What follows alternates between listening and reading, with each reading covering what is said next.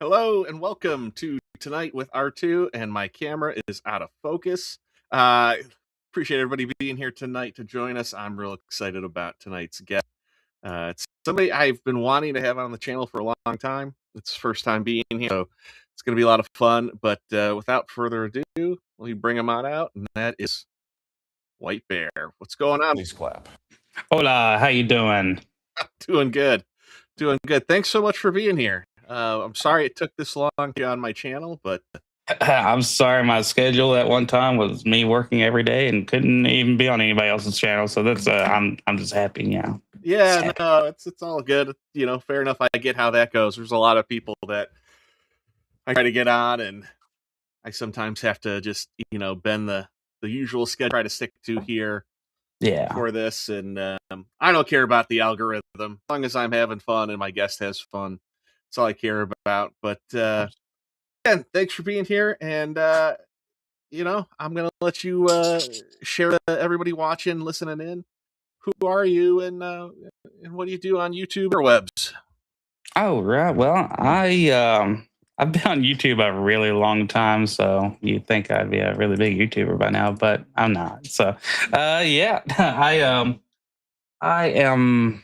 Yeah, I started out doing YouTube homesteading channels and stuff like that, and all that related, and I did that for some years, and unfortunately lost that account, and then started eventually getting back into YouTube with a group of friends that I'm sure you know very well. You know, Copa and Cannoli, Oh Vex, yeah. and Gore King, and we did MMM, and that show was super duper fun, doing movie reviews and all that fun stuff. And right now we're pretty good and done on that for a little while because everybody's life and work schedules. But now I'm just doing kind of a gaming channel or history channel and stuff like that, and having a lot of fun. But yeah, that's me on YouTube. I gotta ask. I didn't realize you lost the homesteading channel because you were posting all the chicken videos. I remember that; those Hmm. were great. Yeah. The that those were like some of those were reposts from the very original channel from back from 2012 and stuff like that, all the way up till then. So I lost a ton of great videos, but that was before I, backed up anything and all that. But some of them are more current and all that. So we still do that. I still have that going Oh, on, okay. and I still raise chickens and all that. Me and my wife raise chickens and enjoy the profitable egg and all that. Okay. I thought then you had lost that because I'm like I remember watching that. I think before anything, that was kind of how I felt like from watching you on MMM, Hmm. like how I kind of introduced to you that, and then you at the time there was a family restaurant, and that's why you were so busy.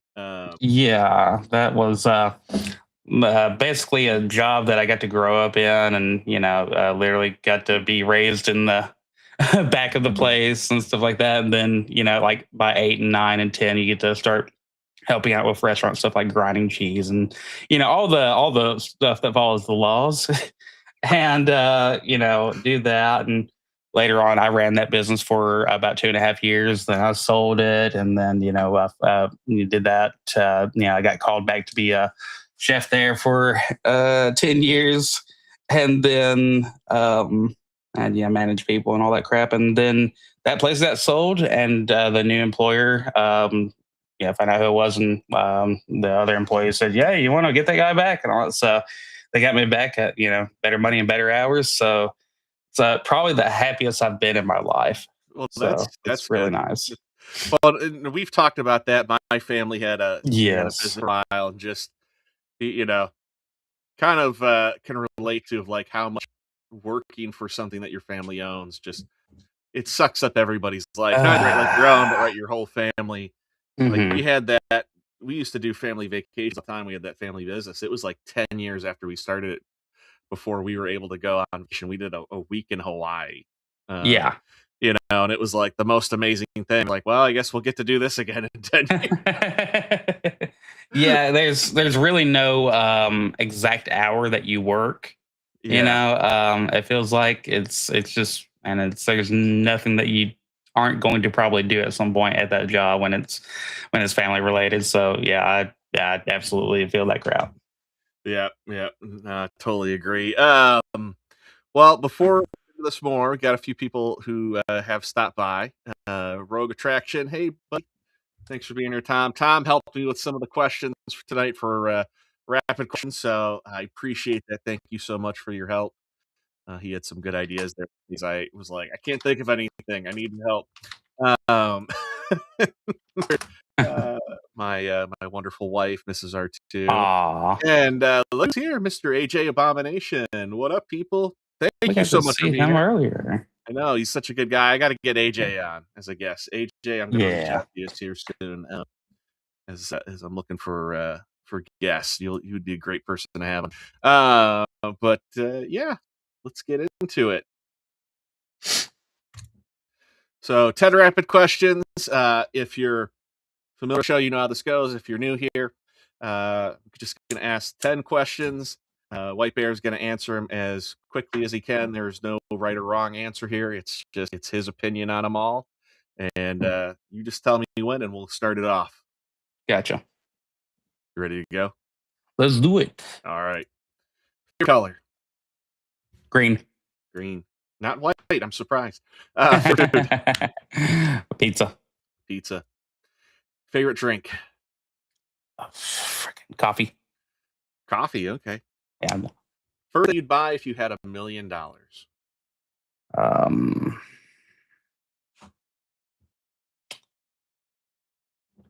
And home upgrades, basically. Yeah, home upgrades.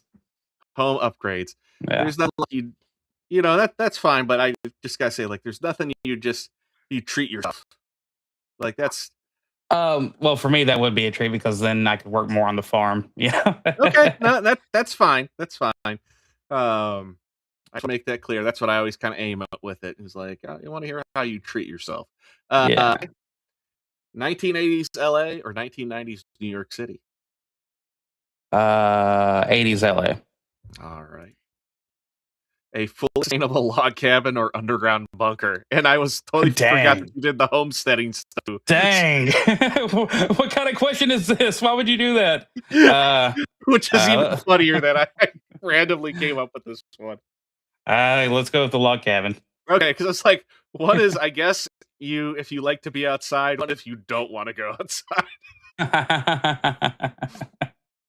At least with the log cabin, you can dig a hole, underneath it. Fair enough. And oh, hey, JT, what's going on? Thanks for coming by. This next one, it's gonna hurt your brain for a moment because it's gonna throw you for a loop when you see the pictures. Gotcha. Henry Cavill or Ben Affleck? Cavill. It's not the Ben Affleck you were expecting to see. No. But if I didn't say Cavill, I know of some Indian lady that would hurt me a whole lot. So you don't have to worry about here. She's in Canada. She can't get you. She can't do nothing. I was gonna go with Batman, and then when I was like, oh, that's right, he played Superman. I'm gonna throw him up there.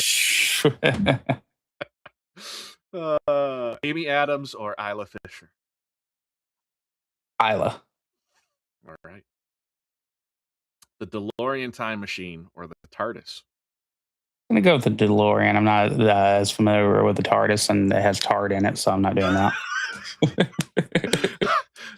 I don't want nothing with that tard in there. Don't want no tar booth machine British messing my teeth. It's all metric. Yeah, it's probably all in metric. It's America. How do I dial in metric? Exactly. All right, yeah, fair enough. And then this last one is a keep, change, delete their career. So it's kind of like, marrying, kill, but this is with their career. So keep one the way it is, change it for the better, and then delete it altogether. Let's see. Let's keep Bill Murray. Yeah, keep Bill Murray. And let's see. The second, we need to change that because he's been too far away here lately. And you know what? I guess we're gonna have to keep Sandler too. You can't keep two. You can only keep one. Oh, Yeah, so you have goodness. to select each one of those, assign each one of those people. One is a keep, one is a change, and one you got to delete. Okay, well, deleting Sandler, change Murphy, and then keep, keep Murray. All right. Yeah, that was one. It's kind of a tough one because they're all. Yeah. But this is one that Tom there he came up with. It was really good though. It's a good era of each portion of SNL there. And hey, we got Matt Cat. Hail to the chat. Thanks for coming by, buddy. Ironically, FYI, Matt, White Bear picked Marlin over you. Sorry. If you saw last episode, you'll get that joke. All right. Well, hey, I appreciate that. That was a lot of fun. I always love hearing everybody's answers. But with that, we're going to get into the main portion of the show. We're going to talk about your 3 favorite movies. So, All right. if you're ready, let me know. Okay. Yeah. I don't know which. They're, Sent they're all sent in you the order. some. They're all in the order that you sent them to me. So, All whether you right. specify it or not, I always just put them in that order. Um, Okay. and you picked Lord of the Rings trilogy, which Yeah. So we're coming on the yeah. 25th anniversary of Fellowship of the Rings. All right. Yeah. Well, of course, every one of these movies I'm going to bring up, I have to like make a quick note of. No, I got to make a quick note of like the history of when a lot of us saw these in. Like Yeah, for me, I was let's see, I don't know, 2001. eighth grade, ninth grade, or so somewhere in there and all that when it came out, and it was freaking amazing, And I'd come from a background of somebody who had not read Lord of the Rings. I'd read The Hobbit. I'd seen the cartoon of The Hobbit, and just Lord of the Rings did not really hit with me. It just wasn't a thing really in my life at the time. Other than a really horrible Nintendo game of it. So There was um, a Super Nintendo game, Lord of the Rings. yes, and for the Fellowship, and at the end you have to face the Balrog, and Gandalf is just somehow he just disappears and all that. It's a terrible RPG, and it was just so poorly done, but that they tried their best, and it was weird, and it was dark, and it was cool and different, but it was very dark. And the race riders and everything, you have to fight them as Aragorn and all that. But anyway, it was so when that came out, and I saw the lineup of actors, I was like, oh, that kind of seems interesting. But I didn't really pay attention to it until we finally just went and got it on two VH. It was a two VHS thing deal. Yeah, So really quick, I just wanted to pull up. Yeah, you're right. I don't never remember seeing the cover ever, but yeah, look at that. yeah, there's a reason. There There's a you reason. go. There you It go. was not in a lot of rental stores for a reason, but like I Well, said, they tried. in volume 1. Okay, so look, it sounds like they intended to have 3 games there. Yeah, and the reception was terrible, but it wasn't for the story, obviously, and all that. And the graphics were actually pretty good. It was just a horrible game mechanic design. So it was a failure, and no kid would want to play that game. Tell you what, leave that for PC, like early PC games. Leave that for adults and all that who could work out the mechanics. But it Sure. should not have been on a game console that's targeting kids. It's Well, that's always right. The fault with like 90% of licensed games. I mean, right. just like awesome concept and always had right terrible mechanics. They just didn't play well. It was all Yeah, show no go. But if you want to break out an emulator at some point and play it, or watch somebody's walkthrough, on YouTube rather, then do that and enjoy that, and everybody will say the same thing. But yeah, let's see. Watching Fellowship, I left it here. Yeah, Oh yeah, I remember seeing this quite a few times when it came out, and I remember when they talked about doing it and hearing about the fact they were going to film these back to back. I mean, it was It was a real It's big deal, freaking wild. and such a smart idea. I mean, it does a lot right about Peter Jackson and Hmm. just what a filmmaker he is, but as well as right somebody who cared about the the lore and what the franchise was. That he's if you're going to make this, you have to do this right. The way And that he worked, him and his two ladies that he was working with, I think one was Fran. The way that they were able to take that script and make it work, the way that they were able to take that book and make it work and change the script on the fly every single freaking day of shoots, and shooting it back to back with that budget, and the returns that they made on that, not even saying what they got out of retail and all that, like in those rights. But oh yeah, my freaking word, when this movie came out, and you hear Kate Blanchett, you hear words coming across. I had no idea that a quality film like that could actually be produced for anything slightly fantasy medieval. Didn't know, other than like watching some movies like Excalibur, from the really yeah. early '80s on. That one was pretty good, pretty well done. But I'd never seen anybody do anything like that on that scale. And if you had seen anything else from Peter Jackson, you probably didn't think that he would be able to do this. Oh no, I mean, because prior to this, I want to say there might be one film in between there, but my first exposure to Peter Jackson was The Frighteners with Michael J. Fox, Hmm. and you know, it's not it's an underrated movie, but it's Yeah, one of those like you kind of want that like this is like that's who got Lord of the Rings, like just should be Spielberg, right, doing Lord of the Rings, like somebody of that right. caliber.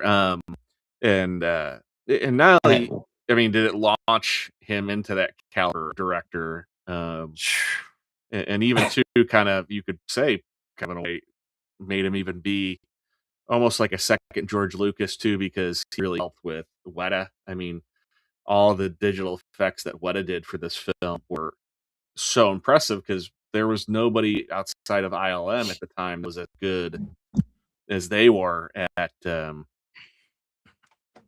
producing yeah, that good of special effects. I mean, ILM was and the look at how they pinnacle. hold up. Yeah, and they Oh, hold up tremendously well. I mean, that is the other thing of right a sign of phenomenal special effects, whether digital or practical. hmm.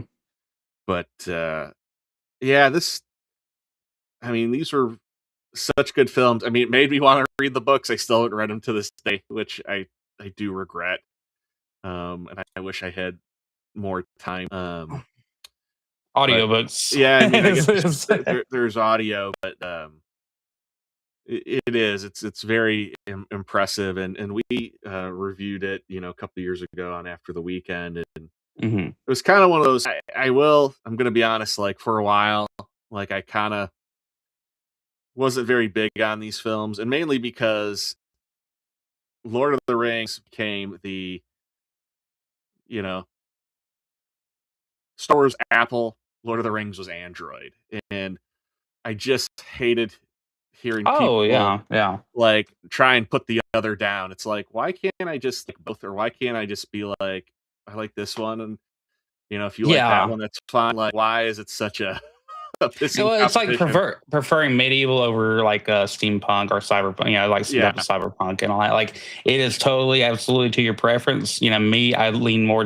towards Lord of the Rings, but at the same time, I would never face so like that conversation just doesn't need to happen. Yeah. As far as like which one is better. Like you cannot you shouldn't have that conversation. As far as that. Now if you're comparing this movie to like things that are coming out for Star Wars nowadays, you Oh yeah. know. And then Um, you can compare the old Star Wars with the Lord of the Rings, IP that's coming out nowadays. yeah. They have that crossover. There's nothing to compare here. They're just Well, two universes that are great. yeah, they are. And again, too, kind of what you're bringing up with today. Well, right, even right, Lord of the Rings TV show, and it doesn't hold a candle Ugh, to ugh. what this is. But and that again, it all comes down to who is behind who is the showrunner, who is in charge, who is, uh, making sure that quality is getting made, and somebody difference between somebody who is, yeah, like I saw these movies, so yes, I know all about them, and then somebody who is like, no, I read these books, I studied everything about them, I know every aspect of them. Now, that, right? There's probably Hmm. a lot of like just because people really get in Lord of the Rings, like so get into like the deeper stuff with Tolkien, who went on like greater lengths talking like essentially like it's like the director's commentary of his book, right? I mean Yeah. that's the best way to put it. That get into um that deep into it. So Well, I tell you what, if you never read the books, yeah, then you're still doing pretty okay about seeing the dang films because, I've got to read the books and, it's been a while, but, just listening to, if you go back and listen to Fellowship, and there are some things that maybe you might have wished that had got to make it into the film, which, would have made it a 5 hour film. But yeah, there are some things that I'm so glad that were left out of it. Um, that I feel like would have lost audiences and really lost our opportunities to gain such an audience for these movies and all that because Tolkien was very purposeful but long winded and yeah, and having certain characters and all the music, like I was a person on on the panel that always bitched about Tolkien was, he liked to write, his own, little poetry and do all the music, like a lot of the characters sing in the book. So if you listen to like the BBC recordings of Lord of the Rings or any of the newer ones, somebody at some point is going to be singing in that book. And you know what? I'm good. I don't need that really. And I'm so glad that it didn't really go down on this one, other than like an extended scene where, Viggo Mortensen was like, "Hey, I can sing in Elvish," and he does like a 20 sure, second scene, and that's all we needed. We don't need yeah. anything else. We're good, and we don't need Tom Bombadil, like some OP character that everybody, it's just, there's things that we didn't really need in the movies, and that's fine. Well, And the book is fine, and but that's a big problem where fans of the books and fans of the movie fight and all that stuff and all that, and I just don't care. You know? well, see, you're making Matt's ears burn because he said that right at Yeah, the same time as you exactly. well, there's a director's cut for all these films, but yeah, there's and it just fills in a little bit more detail of what they were already just trying to put in there to give most important parts of the story. Yeah, because these books are Hmm. long, to the audience. So totally understand. But yeah, I mean, I think that's not only, yeah, just Peter Jackson, you know, being passionate about the material, but also too, yeah, filming this just all back to back. Um, Yeah, and not only filming it all back to back, but like right now, and they intended to release it. They released it consecutively. It was a 3-year event for yeah, these movies that everybody looked forward to, and I even you could almost say more than anything there is a slight more of because these books were before Star Wars, where they probably had they inspired Star Wars more than you could say the other way around. They are kind of like the fantasy Star Wars in the sense of right, just how it each kind of the flow of the movie and how they kind of end. hmm. Like especially with just It's like I love this. poetry. It rhymes. I love the second one because it is there. I remember watching that. So I mean, like not knowing the source material, watching the second one, Two Towers, and just like I think these guys might die, because I'm like that one Yeah, guy, Sean Bean already died. yeah, yeah. Uh, Sean Bean had to die Sean again. Sean Bean's already dead, so some of these other guys are probably gonna die next. Yeah, um, and yeah, yeah, JT shared the review of the Frighteners and Lord of the Rings. Yeah, we had a great time reviewing that, but no, wonderful pick. And I mean, I have had somebody who did, I think actually did pick this trilogy, like something like I just can't pick one movie, and that's understandable. yeah. I think, right, anybody you could, right? What is your and I'll ask you too. What is your favorite of these three films? Uh, I guess probably Fellowship. Fellowship. Okay. And it's not necessarily because of filming or anything like that, or things changed, because obviously nothing really changed between the cast and crew and direction and all that. But what I think it's more emotionally attached, like getting introduced to that and how well they recreated that this world and getting introduced to it. It was absolutely wild, and I can always go back to it and watch it and leave it on, in the background, anything like that. Yeah. Uh, just it's the most Sean Bean film of the series. That's why. Yeah. That's it's like uh, he can only live so long in a series, Yeah. or So. Um, Matt wants to know, what's your favorite Uh, character from the Fellowship? Probably Pippin.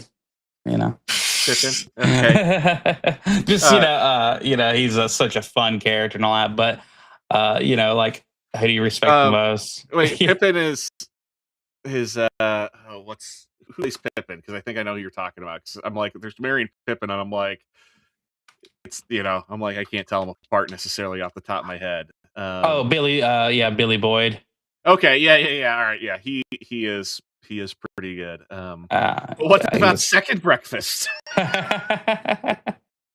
Yeah, exactly. Oh, yo, cannoli. Yeah, hey, thanks for coming by, sir. Good to see you. And he says, Whitey is my Smeagol. He's my precious. Uh, yeah, well, and that's even another one real quick before we jump onto your next pick. Andy Serkis, Golem and Smeagol, and like, Yeah. just not only that, like, what a performance too, right? With a digital character. I mean, that's not really a character that you could bring to life.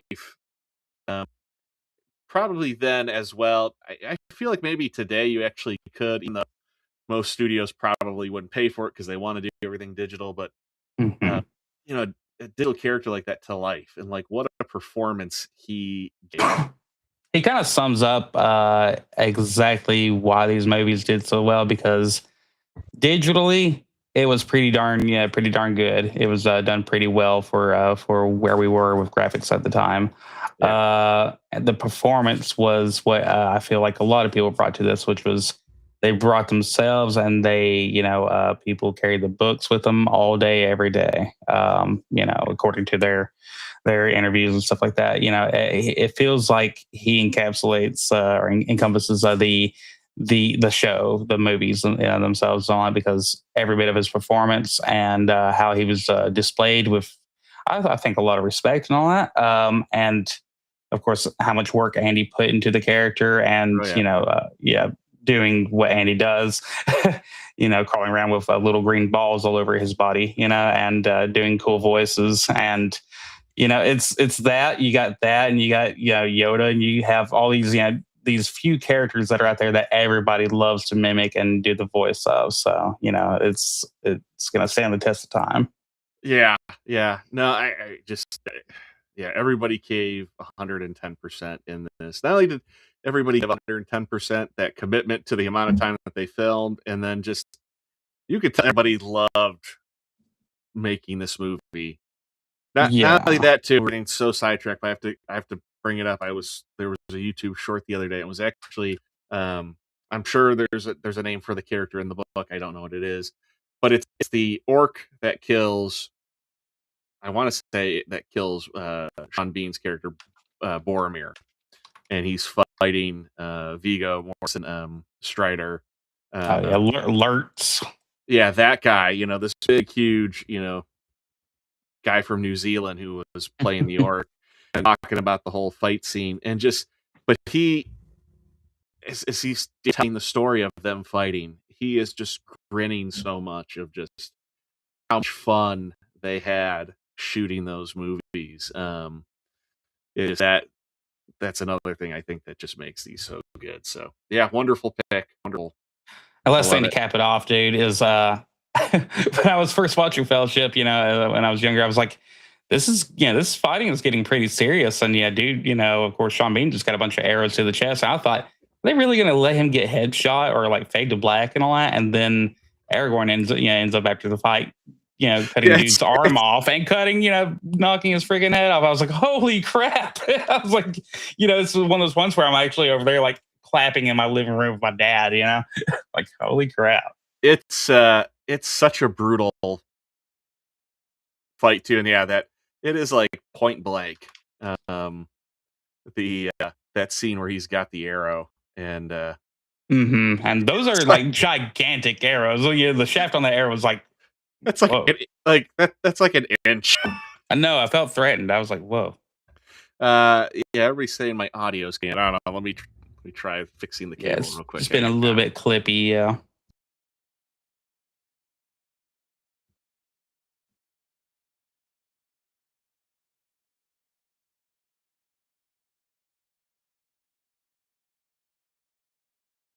I don't know. Everybody in the chat, like, do you have like a favorite scene from any of the three that just like totally took your breath away? You're like, yeah, this is it. Because the trilogy had so many epic scenes. And what about with Saruman getting if you watch the extended version, all that, like between 1 and 2, or between 2 and 3, yeah, where either. No. Well, hopefully my audio sounds better now. Yeah. Oh, okay. We'll roll with it. Oh, let's see what happens. I don't know. Other than maybe my mic is going bad. I guess if it goes really bad, I can switch to my webcam. But Okay. Yeah, it didn't cut off until like the last word there. So. All right. Shoot. And it's not your noise gate or anything, because it would have cut you out with just that. I don't think. I'll see what happens if I switch something over. If it gets bad again, just tell me and I'll try something else. Well, awesome. Let's go on to the next one, and that is Monte Cristo. All right, yeah, the Count of Monte Cristo. Now we don't really have to set up the rings, but I'll have you set up a little bit of this, at least just for somebody who's not seen this film. Mm-hmm. So this is about like a character named Edmond Dantes, and so Edmond is a young sailor on a with a crew and all, just a poor boy from a poor family. And not to go be a Bohemian Rhapsody on you, but yeah. So anyway, he ends up getting kind of wrapped into this whole conspiracy, having to do with Napoleon and all that, and loyalists. And he doesn't even know. He's just the absolute patsy for every bit of this. And at first, he's winning, everything's good, and he's actually, become a captain of the ship. So his money is about to greatly improve. He's about to move up in status in the world. But and he's finally going to get to marry the love of his life. And one of their friends, who was much richer and extremely jealous of Edmund, but they were always all buddies and all that. But he was kind of the spoiled brat. He's the good guy, but poor. She's in the middle ground, just terribly in love with Edmund and all that. Anyway, he creates a plot that this is no spoilers here really, but he creates a plot to help somebody else get Edmund in trouble, and Edmund gets sent away, and of course he gets sent to a horrible island in seclusion and spends years isolated and beaten from every year for his basically his birthday or his day of his inception. And he ends up getting surprised by somebody who digs into his jail cell. So, and it goes on from there. Of course, if you're fine with spoilers, I can go on and explain a quick summary and all that. But if not, then yeah, I think that's good. I mean, yeah, it's okay. Richard Dumas' book. I mean, it's considered one of like one of the best books to read. Sadly, though, I've never read it, but I feel like another one I should. But it's a very underrated film. I mean, and this is something that I feel like it found a lot of people who just were surprised and really loved it um, on home video. Yeah, it came out, it was 2002, but Yeah. I don't know, something it seemed like it was overshadowed, and by the time I saw it, I think it was, 2004, or, it was before, yeah, I Well, graduated. it Two Towers I wanted was out, or um, yeah, at the time. So there were probably some big names, and Yeah. even like Harry Potter, I think was going on around that time.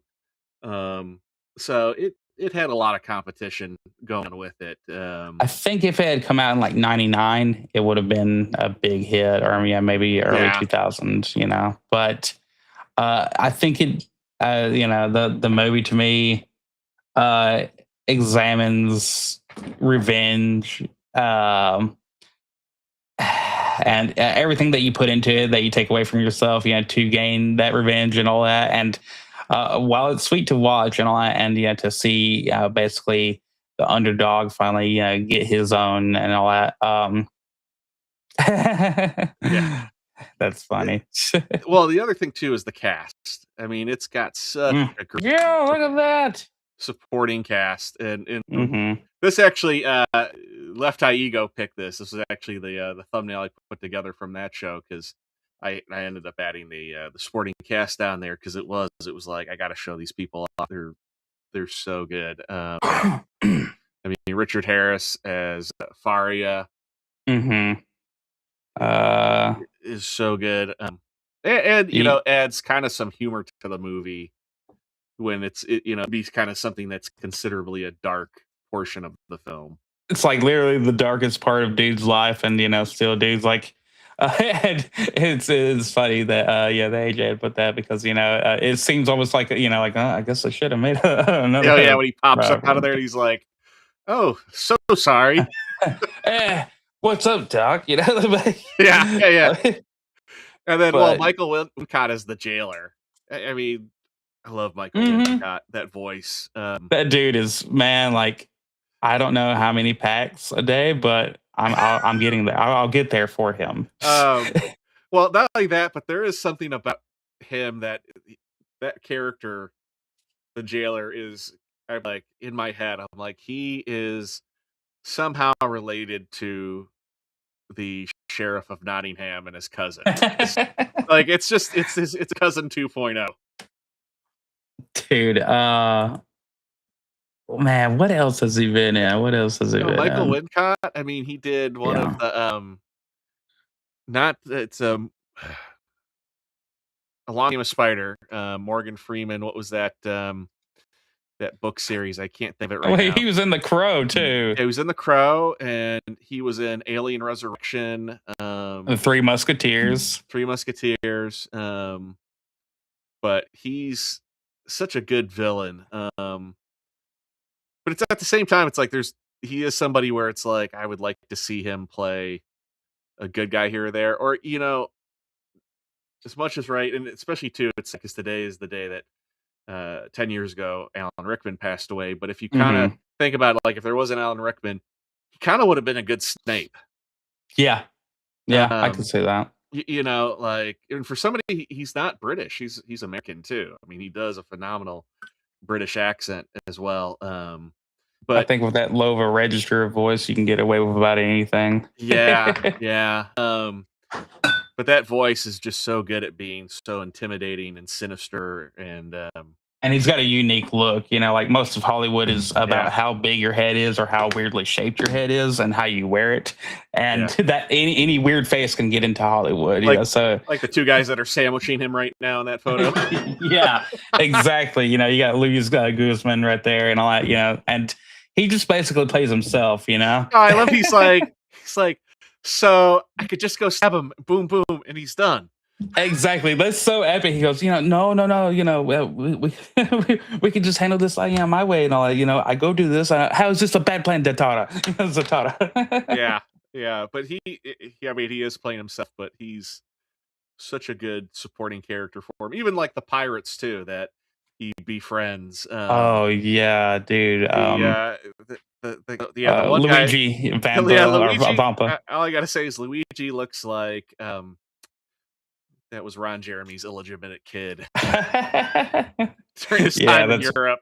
Um, and and then you've got young Henry Cavill, who I'm like, guy was like 18 years old. I'm like, somebody else had to have been dubbing his voice because it is so like pre-puberty. Oh yeah, yeah. What? How old was he during that? Was he, he? Was he? yeah, he was like 18, I want to say. Yeah, Oh because he no, was born it probably. 83, so 19. Yeah, he was Yeah. 19 years old. So Okay. probably filming it though, he was 18. So 18, 19. He was still probably stuck in that, the young man casting for everything, Oh though. yeah. Well, that's too like when I remember him from this movie and going like that's who they cast Superman because all I could think of was that voice and I'm like Really. I'm It Superman. took me forever to, whenever I was younger, I really didn't know much about, Henry Cavill. He Yeah. didn't really pick up on, register on my radar and all that because he's, from where he's from. So, it's like he's just not really anything to me. But then I saw it and I was like, I've seen that before. And then I, went back and, like at least once a year I see this movie. So I went back and, Yeah. I'd seen it and I was like, oh, well, that's the young man. So, but yeah, because of his voice and just the way he acts and stuff like that, they've really captured. He was supposed to be younger, Oh yeah. and they really captured that because he was turning 15 in the movie, I think. So, Yeah. Well, that's how it always is too in Hollywood. They never mhm. cast somebody of age. It's always Yeah, Saved by the Bell stuff. it's always older or it's much younger. I feel like Yeah. it's never they What never. about Guy Pearce, dude? He's very good at like I mean, right, essentially just being two-faced where Oh man. but that mask comes off so quickly in the film. Within like 2 seconds, like you see him at the beach, you're like, oh, that's the bad guy, Well, like good. yeah, for somebody too where it's like they're supposed to be such good friends. That's about the only thing I would say, and I don't know how it is in the book. I imagine that there's a little bit more Mhm. setup to that, but that was probably the one thing that I feel like they could have made a little stronger in it is building up The more of betrayal. their friendship, and I think that trail would have been a little bit Mhm. stronger.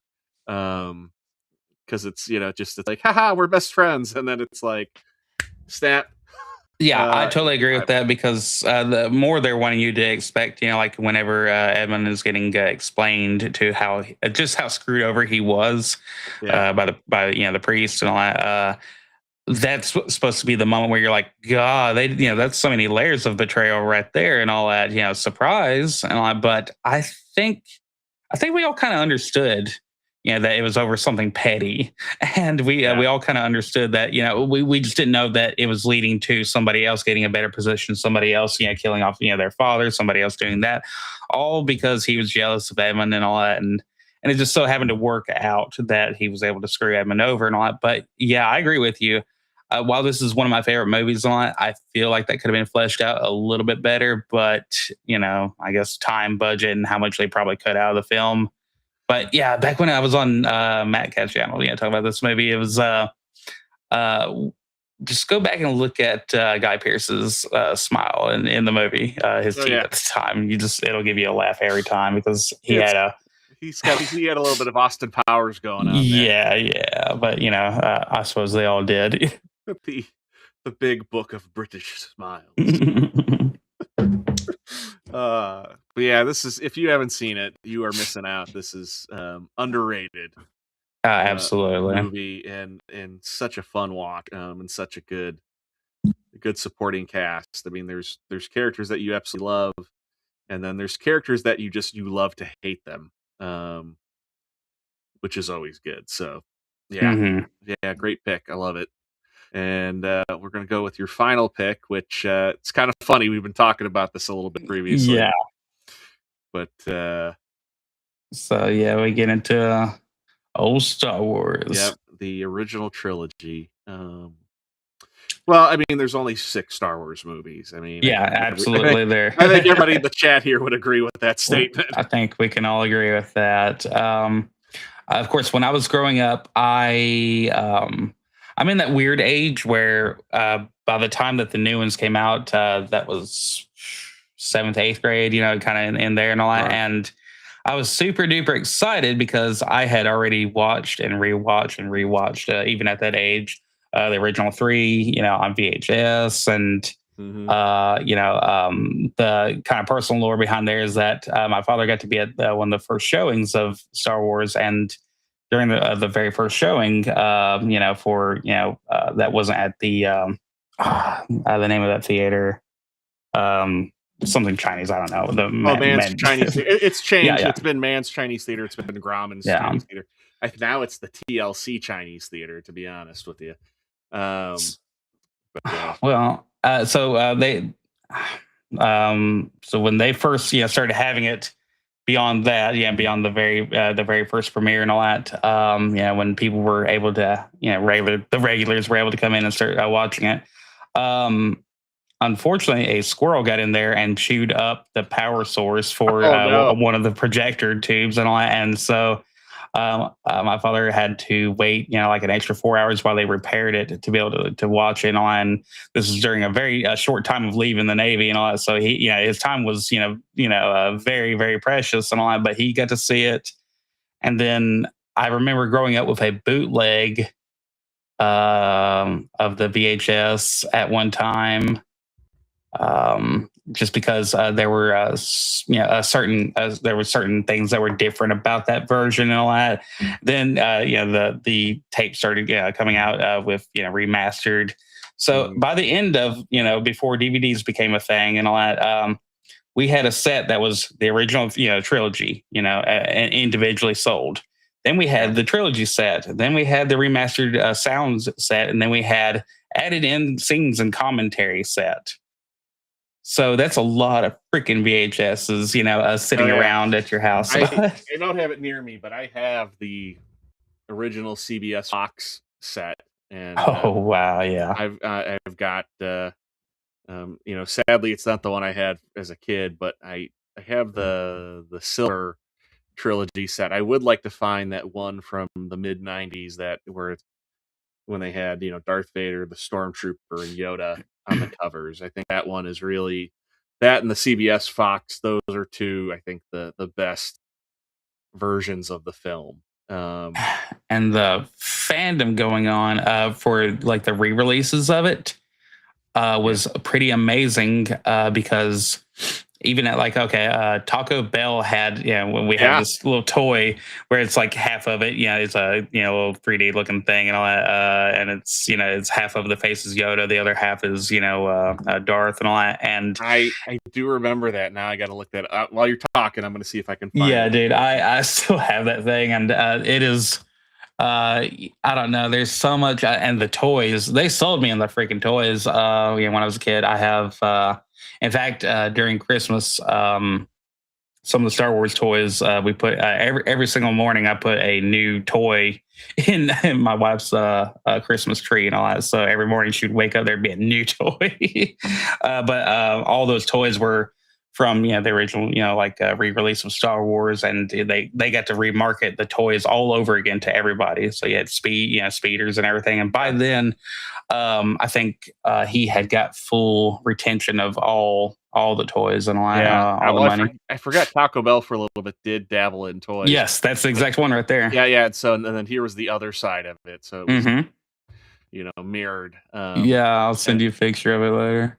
too bad we can't. Oh, that's a video clip that shows them all. Here's the one that's a little bit better that shows off some of the items that they did. But yeah, yeah, I do remember those. And yeah, I mean, I was born when Return of the Jedi came out.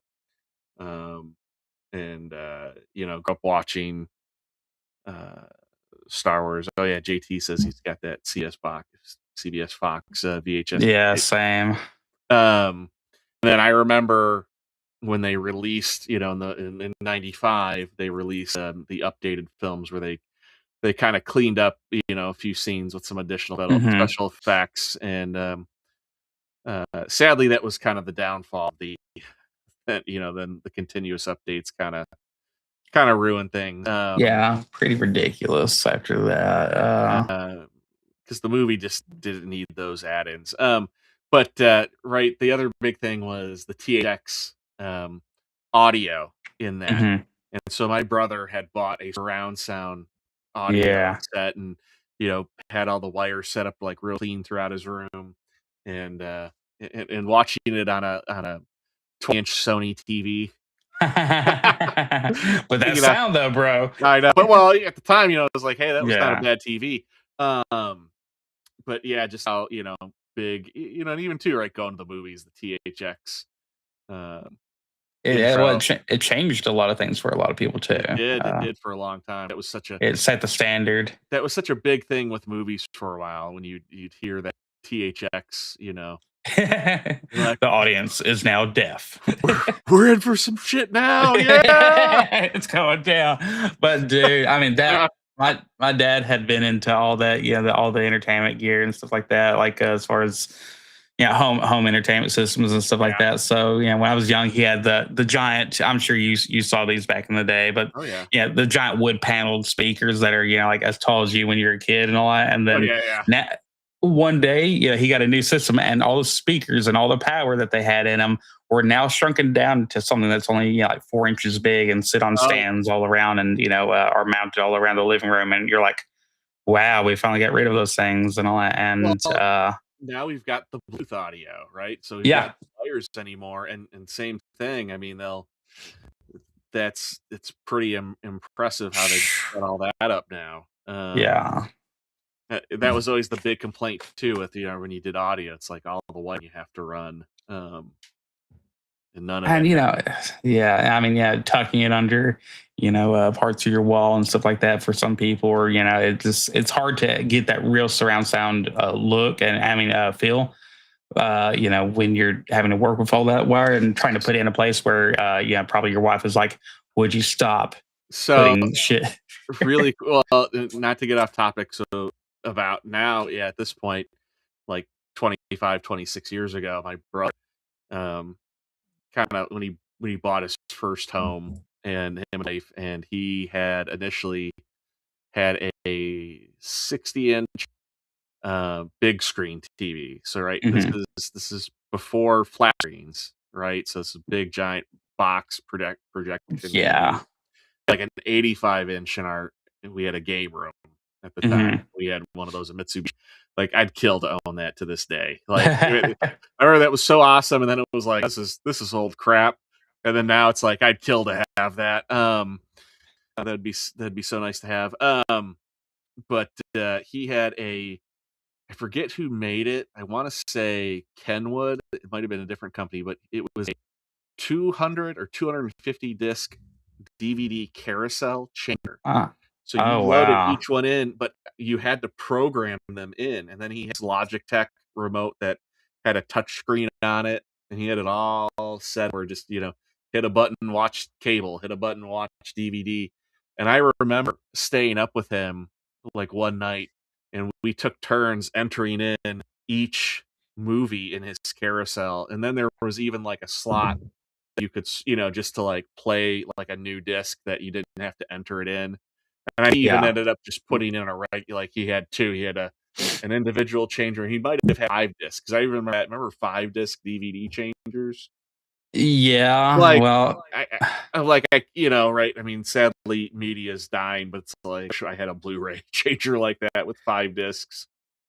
there was my dad had got into like the service where it was something that was coming out before DVD and all that. It was called Divx or something like that, and it never did really take off. And so we still have the Divx version of Star Wars Oh, and Tombstone. But it was funny that you brought up about that big screen, because Dad had got 65-inch, and the thing was just a Hulk and all that. And we didn't get rid of that thing until like about 3 years ago, because it was like 720p. Ooh, wow, um, Hey, that's still not bad. Well, I mean, it was what it was, but it was. But the fan in it kept on failing. I kept on having to replace that or Yeah. get it going with a freaking stick. That's how sad it was getting and all that. So we Oh finally man. had to get rid of it. But the other thing that you had brought up that reminded me is he had a 250 disc changer, but it was for CDs and all that. And so Yeah. but those carousels and all that were so cool. But I'm looking at the keyboard right now. I had to use it one day, but it's the exact keyboard that we had to plug in there, and Yeah. with the old pins and all that, no USB, and you had to type in everything. And some things it would pick up automatically. That you could slide it in there, and it would read it. And it would say like greatest hits, Journey or something like that, and Yeah. it would read it for you. But some things you had to enter in manually, Yeah. and we Those had to enter in a lot those manually. those keyboards were not fun to use. But I remember how cool that was at the time. We're old. We need ibuprofen. Yeah, no kidding. Well, not only that, where I'm like, oh my god, that was 25 years ago. I'm like, I can't Hmm. believe it was that long ago. It Yeah. was just so.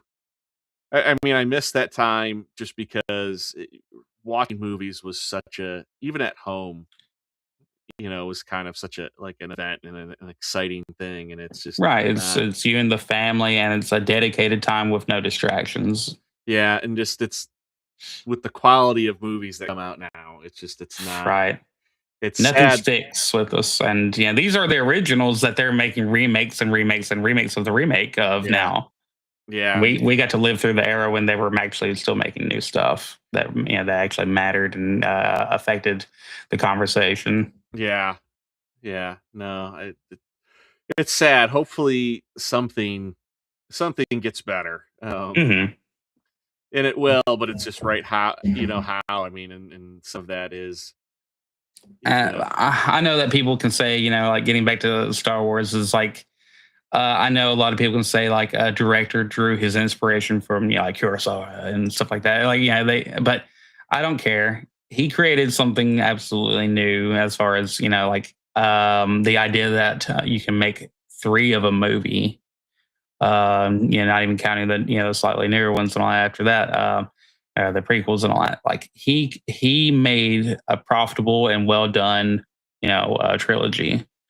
Yeah, And I go mean, ahead. let's say when this came out, I mean, even the studio, I mean, they thought this was going to be a B um, science fiction movie. I mean, they really thought this was just going to be something that little kids were going to enjoy, and it was like, Based off of the serials and stuff yeah. like that. Captain John out in Well, space. even too, if you kind of watch like if you've ever seen them show off, essentially what you'd call the dailies, like just like the rough Yeah. cuts. And not only that, like you hear David Prowse talking, the lines. I mean, it's just not intimidating. It's cheesy. Yeah. Yeah. But the little things that George Lucas did, and not only that, the special effects. I mean, the studio, I think, really had no idea what special effects were going to end up being. Right. And I mean, you got to imagine the stars of the movie like sitting there in this plastic little area, and they're just sitting there and they're like, this is, I hope we get paid. Yeah. oh yeah, and right, they're like flying in space and getting shot. There's somebody shaking the little Millennium Falcon, cockpit Uh-huh. set. And but just like what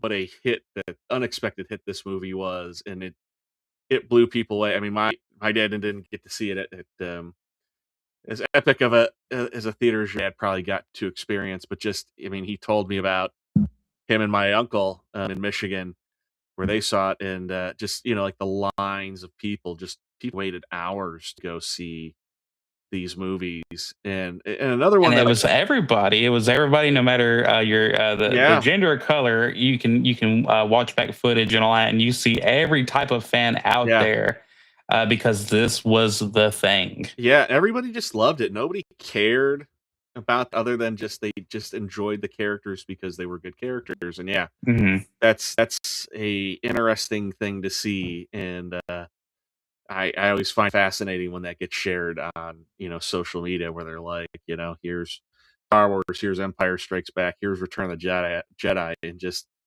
all sorts of people. Like you Hmm. said, skin colors, genders, nobody cared. Right. It was Everybody just just was just thrilled to go see it. So imagine living. I mean, if we were able to live through that, as far as like the amount of the commercialization that came out after that, I'm sure you've seen. I've watched a few documentaries about just about toys and especially yeah, specifically about Star Wars and all that, and the quality control was so wild. The look of the action figures at the time and stuff like that. You're like, holy moly, that was a toy, and everything, they sold everything, the lunch boxes, the yeah, backpacks, so yeah, and that's of course made fun of in Spaceballs, but it's golly, these movies had it going on. It meant so much to us, and everybody tried to use the Force at some point in your oh yeah. I life. mean, as a kid, right? You would try that, raising your hand out. I mean, hey, I got an 11-year-old son. I've seen him try to do that Yeah. and move it. I mean, right there was that VW commercial where the kid's dressed as Darth Vader, the Oh Star Wars kid, yeah. and his dad starts the car, and that's such great acting in that commercial where he like jumps like, I Yeah. did that, I did it. It looked freaking real. It was great. It was good marketing too. But not only was it good marketing, it was great because right, we all Felt did that. Yeah. felt that we all could relate to that. Um, in different capacities, whether as the side of the kid or the parent or even both. I mean, all honesty, I mean, the last time we got to experience anything like this, I feel like, and it's going to be a long time, I think, before we get it again, or was the first three phases of the SCU in terms of what that built up, because that's pretty impressive too. There's a few films there where you're like, yeah, weren't the greatest, but still, what that franchise built up in 10 years is very Uh, impressive. yeah, you watch, Captain America, Thor, and Iron Man. And Man, it was a game changer. oh The yeah, fact that they could do a superhero movie without it being campy as crap. yeah, Oh, they they did a little bit right where there was a little bit of things here or there where it's like we gotta, because of the real world, right? Differences between drawing, but they did so much to keep so close to the comic books and took it seriously. But uh, I actually kind of go, it is a little campy rewatching it now, some of the costumes, but that first Avengers film, I remember seeing that teaser trailer at the end of Captain America and just being floored, like, oh my god, we are gonna see all these guys together in one movie. Um, yeah. I mean, like I said, I think that's the last time for a long time we'll experience something, like on the same levels, right? Like the original Star Wars and even the prequels. Whether you're a fan of them or you just go like, oh, they're okay. Lord of the Rings, just something that epic of a franchise. Yeah, I was just amazed that we had X-Men, back then, and Oh I yeah, thought that was really cool. Spider But Man. yeah, and Uh, Spider-Man, I thought that was peak. I thought that's as good as it was gonna get. oh yeah, yeah. Well, that's true. I forgot you bring up a great point with X Men. I mean, I loved X Men, and I'm a big Wolverine fan.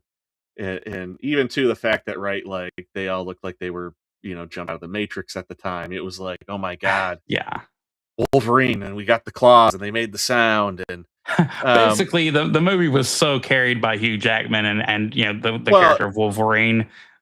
just how well a nobody did, right? Like, who the hell is Hugh Jackman? Because Right? it was And so well cast. it was supposed to be Russell Crowe, and he passed on it, and then it was going to be Dougray Scott, who he was all for it, but he he had to quit because he was still stuck doing Mission Impossible 2. They went back to Crow, and Crow's like, no, but he's like, I know somebody, I have a friend. You guys should audition him. Hugh Jackman, who was Australian because Russell Crowe The is. kangaroo connection right there, but Yeah, yeah, yeah. for being a nobody, I mean, just like how good he did, and right? I mean, he's the opposite. He's a foot taller than the real Wolverine, but just the attitude though was there. I mean, that's what you needed. It was fine that he wasn't this short, tiny guy. Um, and I mean, the fact that whether you like the movie or not, we got to see him in the yellow costume finally. Not only did we get to see him in the yellow costume for a brief moment, we saw him in the yellow and brown costume. Yeah. And both Yeah. looked phenomenal. I mean, utterly phenomenal. And the fact too that we not only got to see him in the costume, we got to see him in the cowl and how good that cowl looked. I mean, that just shows that as long as you take it seriously, you can pull it off. And same thing too with whether you're excited for it or not. I mean, right? We just saw that trailer for Doomsday. And we get to see, we see Cyclops in the actual Cyclops. Uh-huh. I mean, just still like, man, it looks great. I'm not, can't deny that it doesn't look phenomenal to see him in that outfit. A lot of people complain about the whole member berries and stuff like that. I mean, as long as they're doing good justice with the rest of the writing of the movie, if you throw in those member berries, I'm gonna eat that crap out with a spoon, dude. Hey, you know what? Fan service. Give me fan service. That's exactly what it is. I want the fan service. I want if I'm gonna pay for this, that's exactly what I want. That's what you're supposed to do. In fact, people, that's a hard balance with Star Wars or with the MCU and all that. With any of those characters, is that like if you don't want it to, if you want it. If you want it to feel like the real thing, then you're gonna get that quote unquote fan service and all that, and and they should give you some fan service because it usually means that they're trying to hold. Fan service just means that they are getting back to the lore of whatever you like and whatever you're watching. Yeah. Now, if there's a bad story and they're trying to use fan service to to really pick it up, to hold it up, then that kind of sucks, and then that can be, I guess, pointed out. But I'm not against fan service. I'm not against them using that tool because that means that they respect me enough to put it in there. Yeah, no, I agree. That doesn't bother me. I know some people don't like it, but I think not doing it is what has hurt so many of the franchises. Yeah, it's exactly not doing that is that's absolutely 100% right. We want them to stay somewhat. It's called being traditional. It's called bringing respecting the thing that got them there. Tom says, side note, Warner Brothers is selling 3 functioning tumblers from Batman, the Batmobile, the Christopher Nolan Batman. For $3 million a piece. If anybody, What? I'd love to have one of those. That's like talk about, especially being in the South. Like what an awesome wreck vehicle to have with that. Yeah. Hey, baby, you want to go for a ride my tumbler? I got a Hemi in it. Put Lear on the back. Got me a JTO in this thing. Rolling coal with the tumbler. I could just see people like, I bet I could go flying across the water. Go mudding. Well, right in the movie that is true. They're like, it's made to jump over things to make a bridge. So I could see somebody trying that. Yeah, take it over the water. Well, we are getting too off topic here, but Star Wars. I mean, it's tough, especially to not be a fan of the original. I mean, just they're so iconic. Even with kind of the bad taste that currently is with the franchise, unfortunately, you could still look at these 3 films and go, they're awesome. It's definitely one of those things, and I'm somebody where I'm like, what, for me, I'm like, this is my Star Wars. I just don't worry about the other Star Wars. I have this Star Wars, and the Star Wars makes me happy, and I know there are younger people that I do definitely respect. Really. But there are young people that I do definitely respect, and they will never get to experience any bit of it the way that we did, and I hate that for them. That's really my biggest complaint about newer movies and and people warping, movies like this and all that, great stories, is that they're going to grow up in this, and this is going to be kind of like what they saw when they were growing up, and I hate that for them so much because they'll never get to the appreciation of, they'll see the old, the old gem, they'll see the original three, even the original six, and they'll be like, yeah, that kind of looks, some of it looks okay, but it is, they can't really get into it because all they know is Ray, and all they know is Yeah. Han Solo getting killed off, and all they know is the current stuff that's going on, and they will never be interested in these original three, or Yeah. like I said, just they'll never have the shared experience.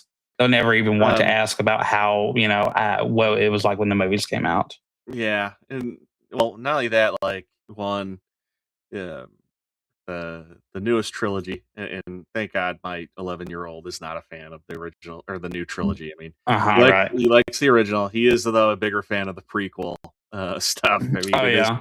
it is what it is, and a lot of younger kids, I get that. I mean, it's how it It goes. moved faster, and it keeps your Yeah, attention, and it's a lot more glossy. I do yeah. appreciate that.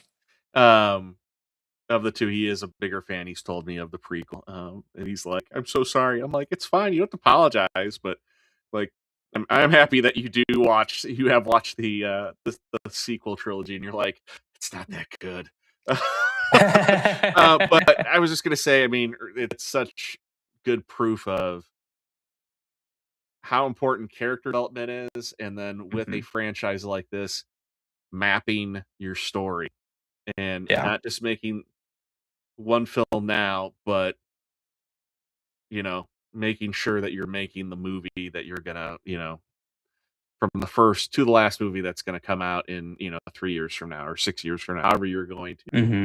however you're going to space that. I mean, that's why Star Wars did so well. That's why, I mean, same thing, Lord of the Rings. I mean, even though they're going off a source material, they still mapped it. They still went, we're going to, even though there were things on the flight because of writing conditions still like that, they still had a point A and a point B that they were getting to Right. at the end. And not only that, that's why the first three phases of the MCU did so well is they were all mapped out.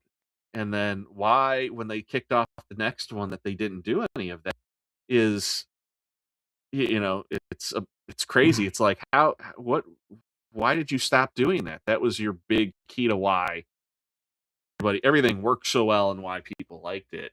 Is current time, current happenings, isms, Yeah, that's really ruined a lot of these, the potential for a lot of these movies and all that is, what is the current thing? What's the current fad? How should people feel? How do we want them to feel?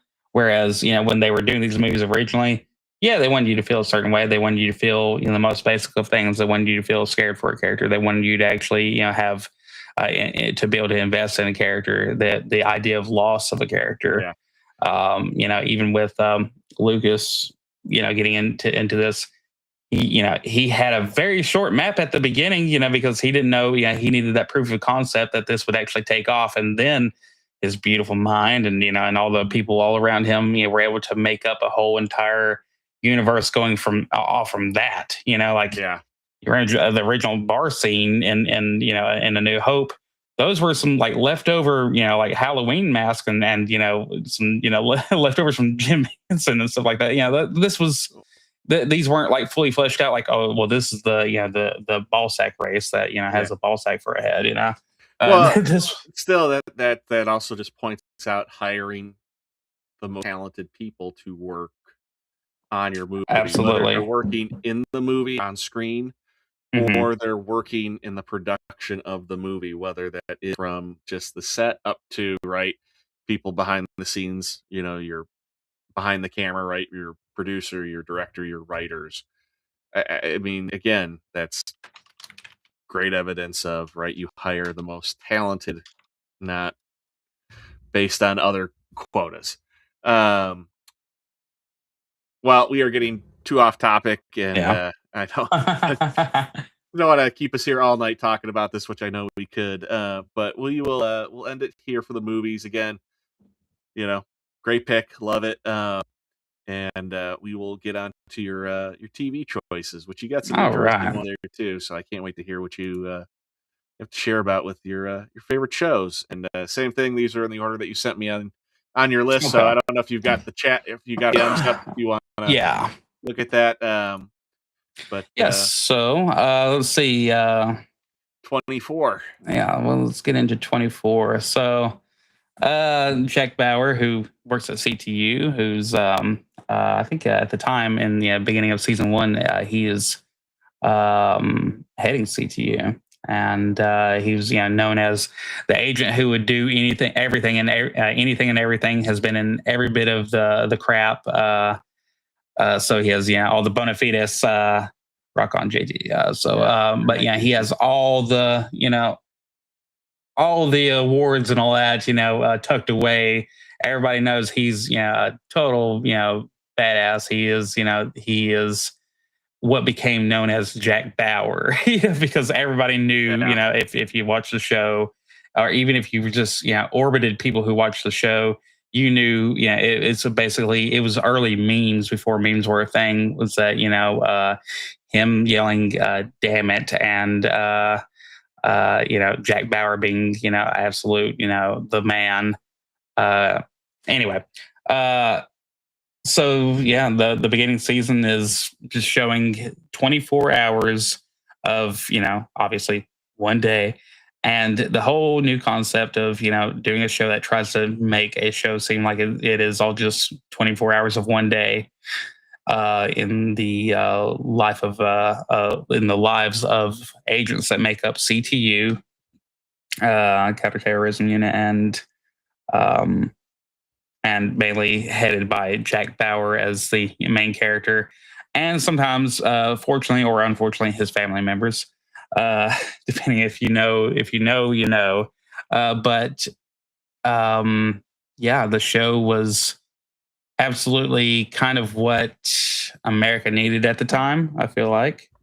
Yeah, because this is post 9/11, right? Yeah, yeah, and it I thought a lot of us thought that they would kind of back off of that as far as like they would have a season where it's like, well, it turns out it wasn't them all along. It was because there was a lot of high tension in the time of at the time in our country between groups of people and all that, and our lives had changed a whole lot, and the show was absolutely topical in that way without being right on the nose and being really bad. It handled a lot of subjects without too much grace. It didn't treat it like I don't know. A lot of shows nowadays are like, we're going to subvert your expectations and make you feel like the bad person for suspecting somebody.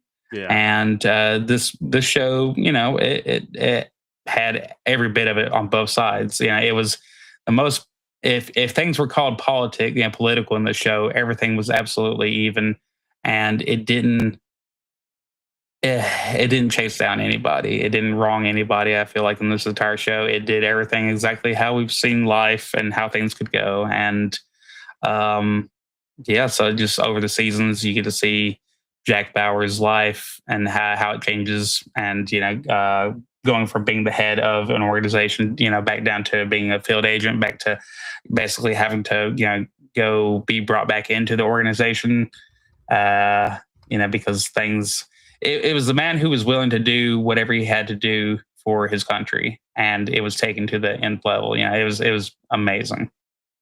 Um, yeah, I'm gonna be honest. I have never watched an episode of this Okay. show before. I mean, I knew about the premise of it, and it was always interesting the fact that it's 1 hour of a day.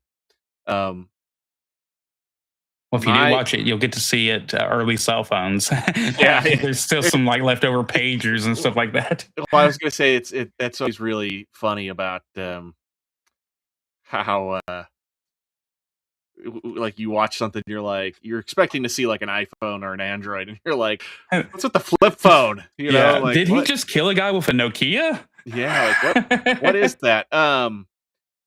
Now okay, I'm looking at this with how many seasons that they did. I mean, it really looks like Oh, they did 8 full seasons. There was a movie essentially, and then like kind of like a half season. They did I'd about say 12 go up years. to like season 6 or 7 and all, and then call it a day. Well, I was just Uh, saying, I mean, that's kind of wild where it's like, wow, this in the grand scheme of yeah, things, this this this, this show is 8 days long. Um, yeah. If you take a look at it, you're just seeing 8 days of people's lives. Like that. yeah. But you'll see a ton of people who eventually went on to have bigger careers and stuff like that. They even got one freaking girl from Roseanne. But oh yeah. I I highly recommend you and Matt at some point. Find it online. I've got every DVD case of all the seasons that I care about, Yeah. and they're epic. The DVD cases are freaking epic looking themselves. I even have an unopened board game of 24. I'm keeping that. I'm keeping that crap. I'm keeping that down in the basement forever. Well, But anyway, you can watch it all on Hulu. So yeah. And like I said, I highly recommend that it's that you and Matt give that a watch at some point yeah. because it's epic. It's like you'll look at it and you'll be like, it'll get you pumped. I think Matt will probably be staring at the screens and going, "Hell yeah!" at some point. Well, I was gonna say, I mean, for us, the nice thing about watching it now is like we can binge it.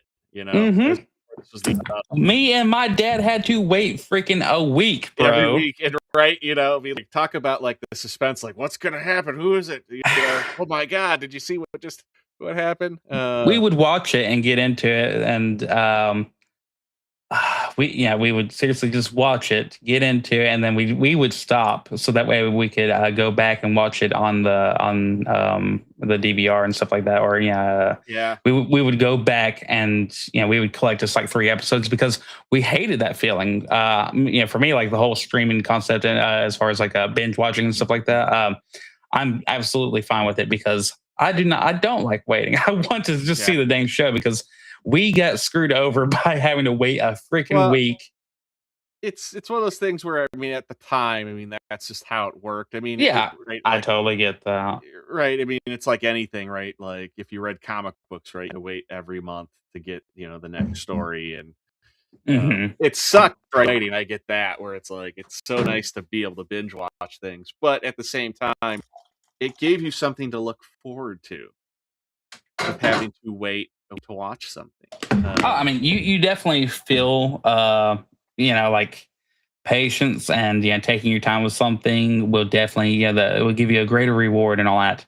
But screw that. We just like I said, No, no, I know, but I'm just, yeah. I mean, it's kind of like the thing where you got to stop and think, right? Like Hmm. we have such instant gratification nowadays, where I I, totally get you. I mean, some of the services have gone to the right. We're going to release a new episode every week. We're not just going to do the Netflix thing and dump everything all at once. Yeah. So I do appreciate that streaming services do that. I, I don't know how long that will catch, or if that um, will go back to that because people's attention spans have. if it's if it's good content, I think it's worth it. Yeah. If you've watched it at all, I'll be real quick on this, but I really love the Reacher TV show on Prime, and that's one that Hmm. it gets released, new episode every week, and it's one of those. It's like I hate it because I want to know what happens next, and Yeah. sometimes there's a few where I'll forget or I'll get busy, and I'm like crap, and then I love it because then I'm like I go back. There's two I get episodes it. I Two can watch. episodes. I can Uh watch huh. two. I get a little bit more, but still, I mean that's almost kind of like the DVR effect, right? When you Yeah. That's like, we had to do that just because not everybody's family time worked out. yeah, Even back then, and suddenly you'd be like, well, crap. We can't just wait around and watch it. And, because we wanted to skip commercials. That's the main thing is being yeah. the ability to skip commercials was the biggest.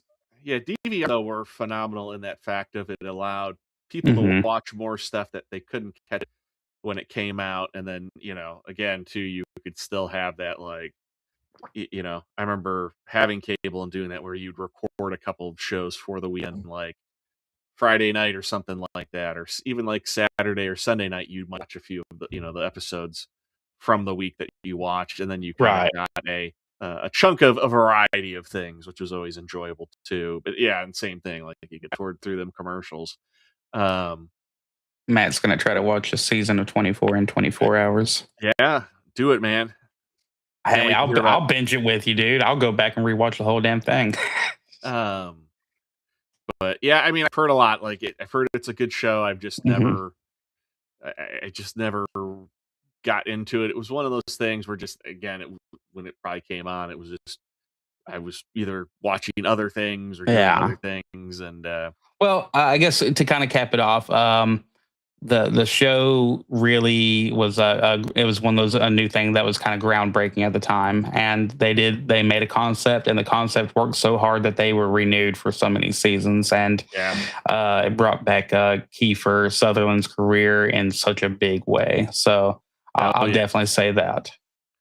yeah, yeah. No, I mean he was a big deal when this was on, and I do. It was Fox too, right? This was on Fox. This is all Yeah, Fox. yeah. I remember those Fox bumper, commercials for all these shows. I miss that stuff. Those little like Hmm. previews, like they were just so good. We don't get anything like anymore. It's funny how much everybody was so happy with cable. Now I'm almost like I'd love for cable to be back.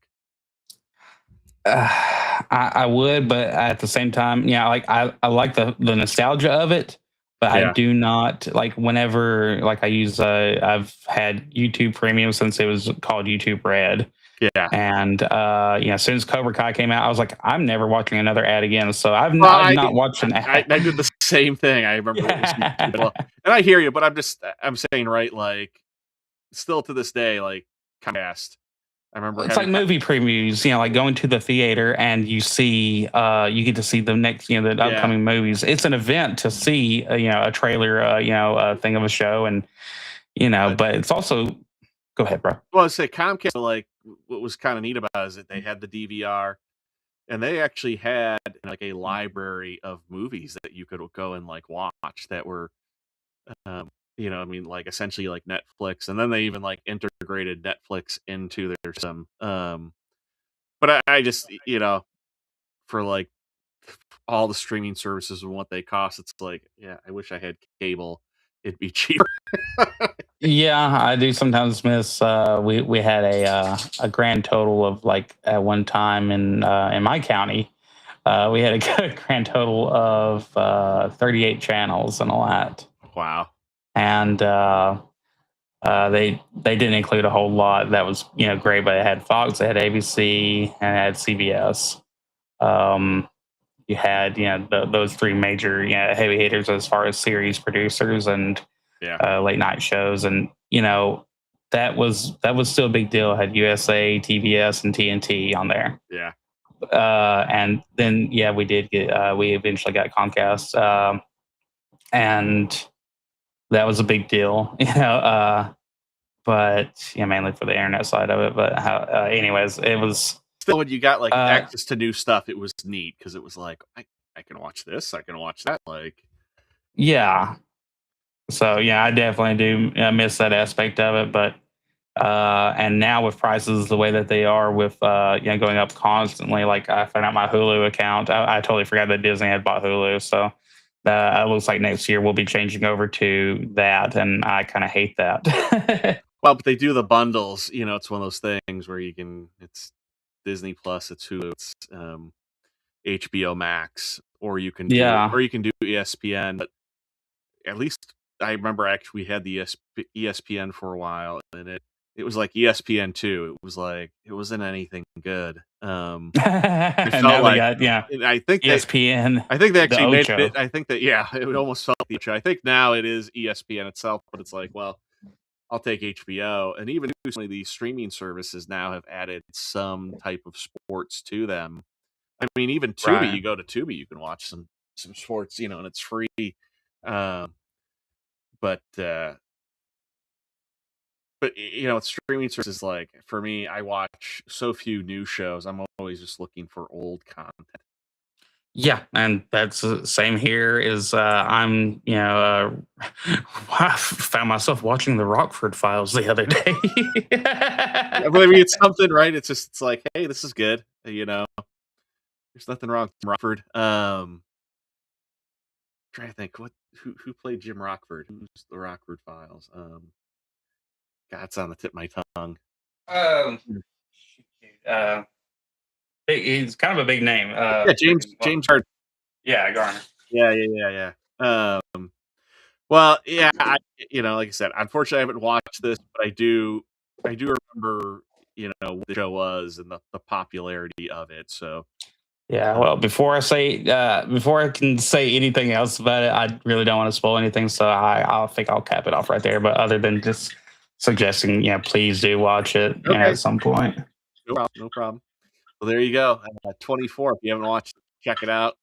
And if I ever do, ever get the opportunity, I'll let you know what I think of it. Good deal. And if you hear streaming in the background, it's not me taking a piss; it's me making coffee because I was gonna say it sounds like some scenes going on right now. Oh yeah. Oh, needed that. Now, I got like a 19. I took one of It's the okay, old. Rick. I just got a milk underneath the desk. Don't mind me.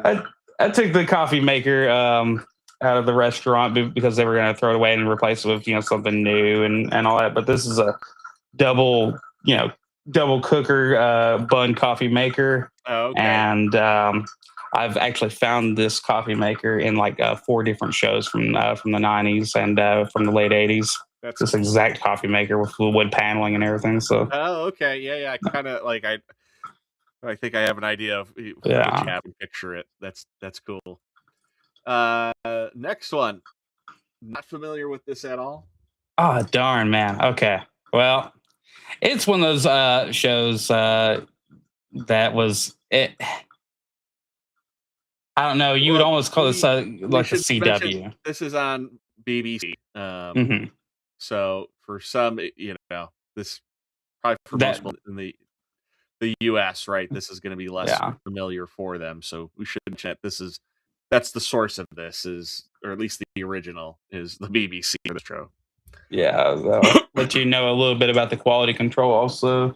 But BBC has never really impressed me with a lot of exactly their filming um, and the way that I don't know a lot of their directors work, and but it's a totally it always will have a different feel to me rather than the US side of things, but it's kind of like a mixture of like the CW if it had a better acting. Um, Sure. and so anyway, this is the story of obviously Mervyn, Merlin. So Mervin. Mervyn, Mervin.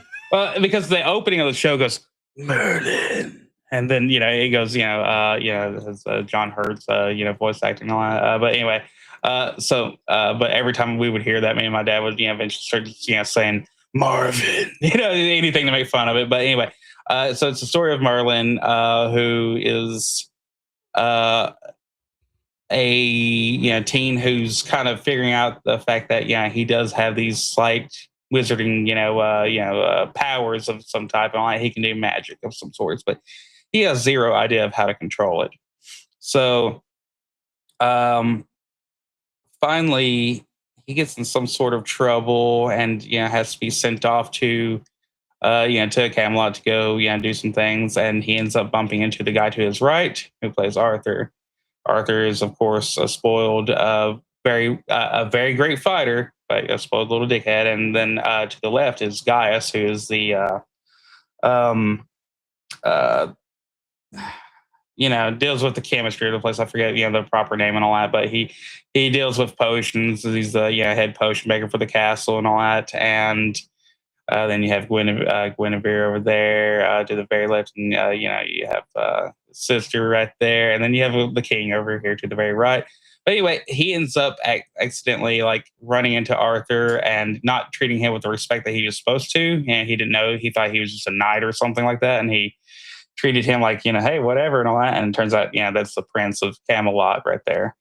And then in turn to make things happen, make the story happen. Merlin is then appointed as Arthur's servant, and adventures ensue. Where Merlin has to learn from Gaius, to his left here. Learn to control his magic. Learn also all the stories that we see in a lot of shows that we grew up with, which is how to be humble about things, doing right from wrong. How not to constantly be prejudiced against your higher ups or whatever. It's every single story that they could throw in there, but it involves Merlin and a lot of magic, a lot of cool medieval stuff, a lot of good scenery, some terrible CG here and there. At times they did the dragon really well. That you'll see in there and all that. And character development is the key thing here. Everybody that you see here actually has a start and a finish, and many ups and downs going through there. Every single person here has full development of their character. It's great. It's done very well in that way. And while, like I said, it's not the most top tier show in the world and all that, as far as the looks, filming, and aesthetics and all that, it was a hidden gem because, of course, like you said, this is a BBC production, and but quite respectable, and it ended on a very good note. So it didn't do a horrible disservice, and this was before things had heavy injections of whatever is the coolest new cultural thing and all Isms. that. They didn't rely on what's happening. Yeah, I'm looking it up. So I mean, it came out at the toward the end of 2008, and it went on to 2012, 5 seasons. Actually, they list the viewer count, and it actually peaked at the end. So I mean, it was gaining more viewers there. Yeah, because that's when it was really hitting us over here. This says this is all UK viewers, so it's not counting viewership over here actually. Oh wow, okay. So I mean, I don't know if that's good necessarily for the UK, but it starts off at 6 million, and it actually dips down under 6 million, and then it goes up for the last 2 seasons, 7 million and some change. So it increased its viewership. Yeah, I I mean, I know they've done a few Merlin TV shows here in the US, but I was never aware of this. But BBC is one of those things where hey, I mean, the British invented it. So I mean, uh, there's some hidden gems, I think, for people. And right, I mean, more commonly you've got people are more aware of, right, like Doctor Who, but there's Red Dwarf is another popular one. Even some like their older shows too. That was it? Talked about this last week with Veta, but I can't think of his name. The guy who plays that TV show House. He was a comedy duo with Stephen Fry on the BBC. Not Hugh Laurie. What's his name? Hugh Laurie. Yeah. Hugh Laurie, okay. Fry. Yeah. But yeah, there's a lot of like older stuff, like Blackadder, things like that as well. Trying to think of a few others that when the BBC did their right thing, and when they did something good, they did it really well. Yeah, and things. Of course, I know that there are things going on with the Doctor Who universe that are probably not up a lot of fans' alleys, and I understand that totally. They're pretty TARDIS, is what you're trying to say. yeah. Just yeah. I don't feel TARDIS, but yeah. But they, that is what it is, and I'm sorry to the people who are like longtime fans, because that show's been going on a long time. Yeah. And so it really hurts when people see that and they think, because it totally dissuaded me from because I never I saw like some episodes of it when I was a kid, of Doctor Who and all that, and I was just like, That's weird. You know, that's just a concept that I had a hard time with. And by the time that I looked back into it, that was when some people were making their careers by making fun of Doctor Who. So by the time that I got to Doctor Who, I was like, I don't want anything to do with this. So it's one of those Yeah. things where it's kind of got ruined for me a little bit. But at the same time, if you enjoy all the old stuff, you got plenty of seasons of the old stuff to enjoy.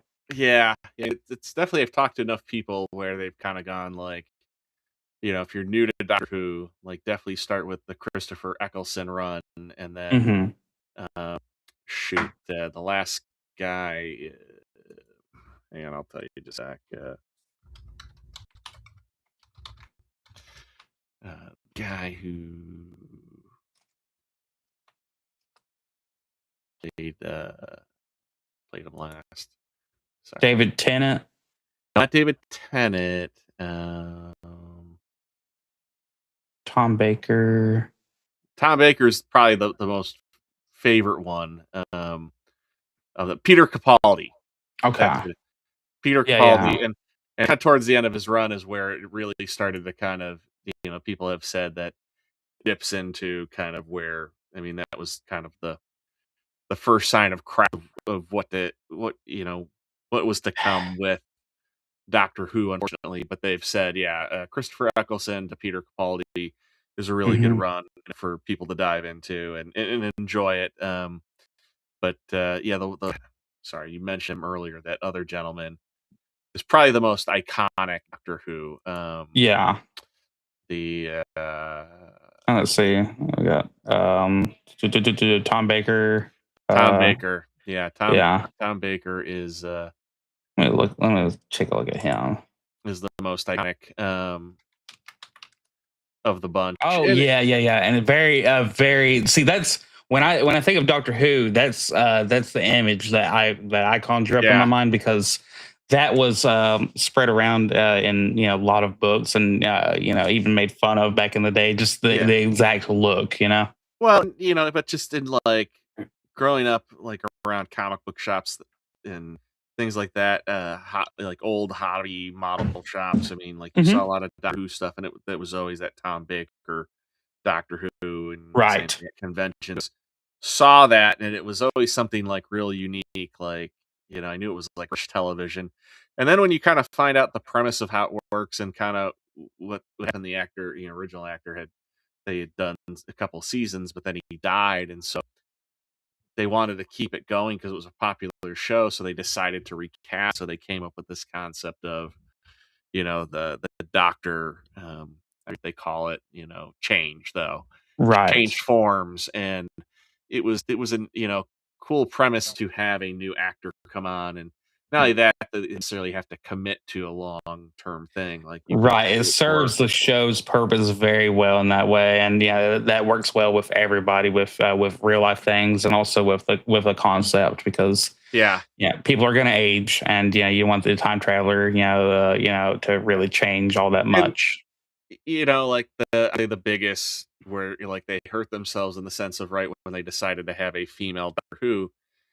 I right, not have watching it, but just going on what I know about him. Yeah, you certainly could have had a female Doctor Who and have it work, but the biggest thing is you immediately, knock down your male fans by, comments that she made, things like that. Yeah, Like it's exactly. like, That's the difference is she didn't have to knock people down to stand on their shoulders, yeah, to elevate herself. She just Hmm. if she was just Doctor Who, people would have accepted it, Yeah, they would have got over it. They, as long Yeah. as but it's kind of Y- like when when you hear the message and all that stuff like that. It's like, yeah, Yeah. I'm good. I don't want any part of this. You've Well, ruined again, I mean, it gets it. brought up so much, but like Sarah Connor and Ellen Ripley, I mean, like those were characters that never ever said anything about their gender. They Yeah. just they did what they. I mean, with like Sarah Connor, you see her start as somebody that's vulnerable, and then the next film she's somebody who's extremely capable. Hmm. Um, and we accept fact because that's how she conducts herself and shows herself, and she doesn't do anything. That And there were realistic she expectations. yeah, yeah. She she didn't do anything that she wasn't like not able to. I mean, um, and she essentially, you could say in a way, I mean, the end of the second movie, I mean, she doesn't go down, but to like she is ready to go down fighting to the end. Yeah. Yeah.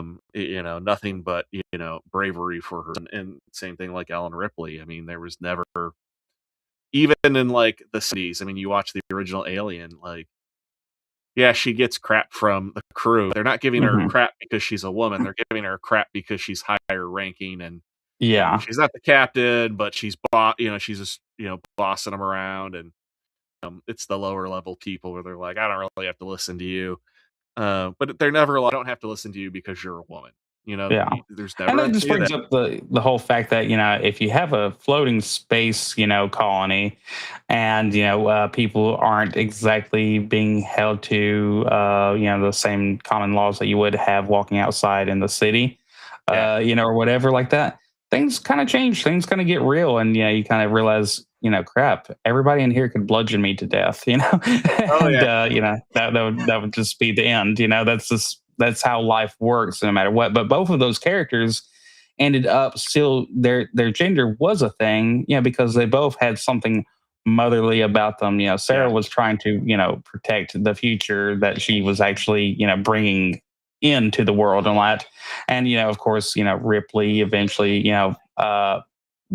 still tries to take care of a crew, which is a good thing, Yeah. other than just being the leader. She's trying to take care of a crew, but also in part two, when she finds a nude and stuff like that, there were uh, those were things to hold up as a good thing in storytelling, and it wasn't supposed to be a hindrance as far Yeah. as like, the only thing you can do is be a mother. Like, there's a big Yeah. Well, being a motherly she character finds and out a protector. her daughter died, right? She's Hmm. in stasis for 50 years. She finds out that her daughter died, and it's natural instinct, right? Whether when they come across a child, to kind of that motherly instinct that she already has. But even Right. like another too is like, right, the Marines. There's male and female Marines. Nobody.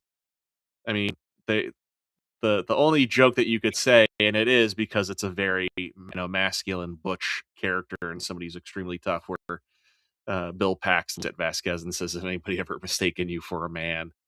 But even Yeah. like that character too, like that's Janine Goldstein, who plays Vasquez, is this tiny lady.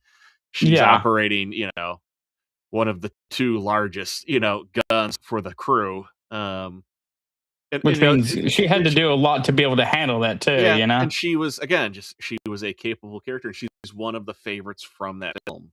Hmm. Um, you know, she's a really great character, and Never had to push yeah, gender as a yeah. I mean, ideology. and then that it's that character development. If you write just good characters, and you treat your characters as being capable, Hmm. because of who they are and not what they are, it makes for much better content.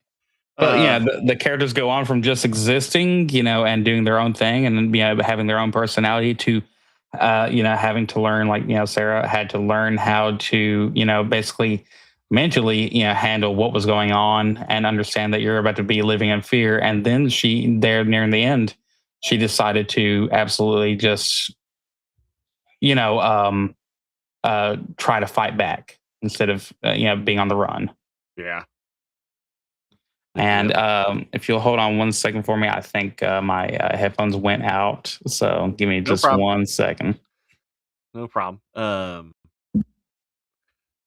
What is it? I hope this is leading to into the Sarah Connor Chronicles or Alien Earth. Well, we'll see. We got one more to talk about. And I know we're going a little bit off topic, All but right, there we go. yeah, no problem. You're good. I just Okay. was talking, answer to Mash, and he says he hopes this leads to the Sarah Connor Chronicles or Alien Earth. But I guess we'll reveal what this leads into, and that is The Walking Dead. Dun dun dun. All right. I can So hear that music in my head. yeah, Yeah, it was one of the last, groundbreaking shows that I really got into. And because this created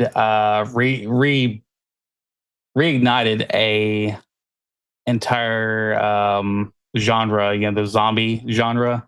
It Yeah. brought it back in such a big way because it did it right. We didn't have running zombies; we had decaying things running at shambling towards people and stuff like that.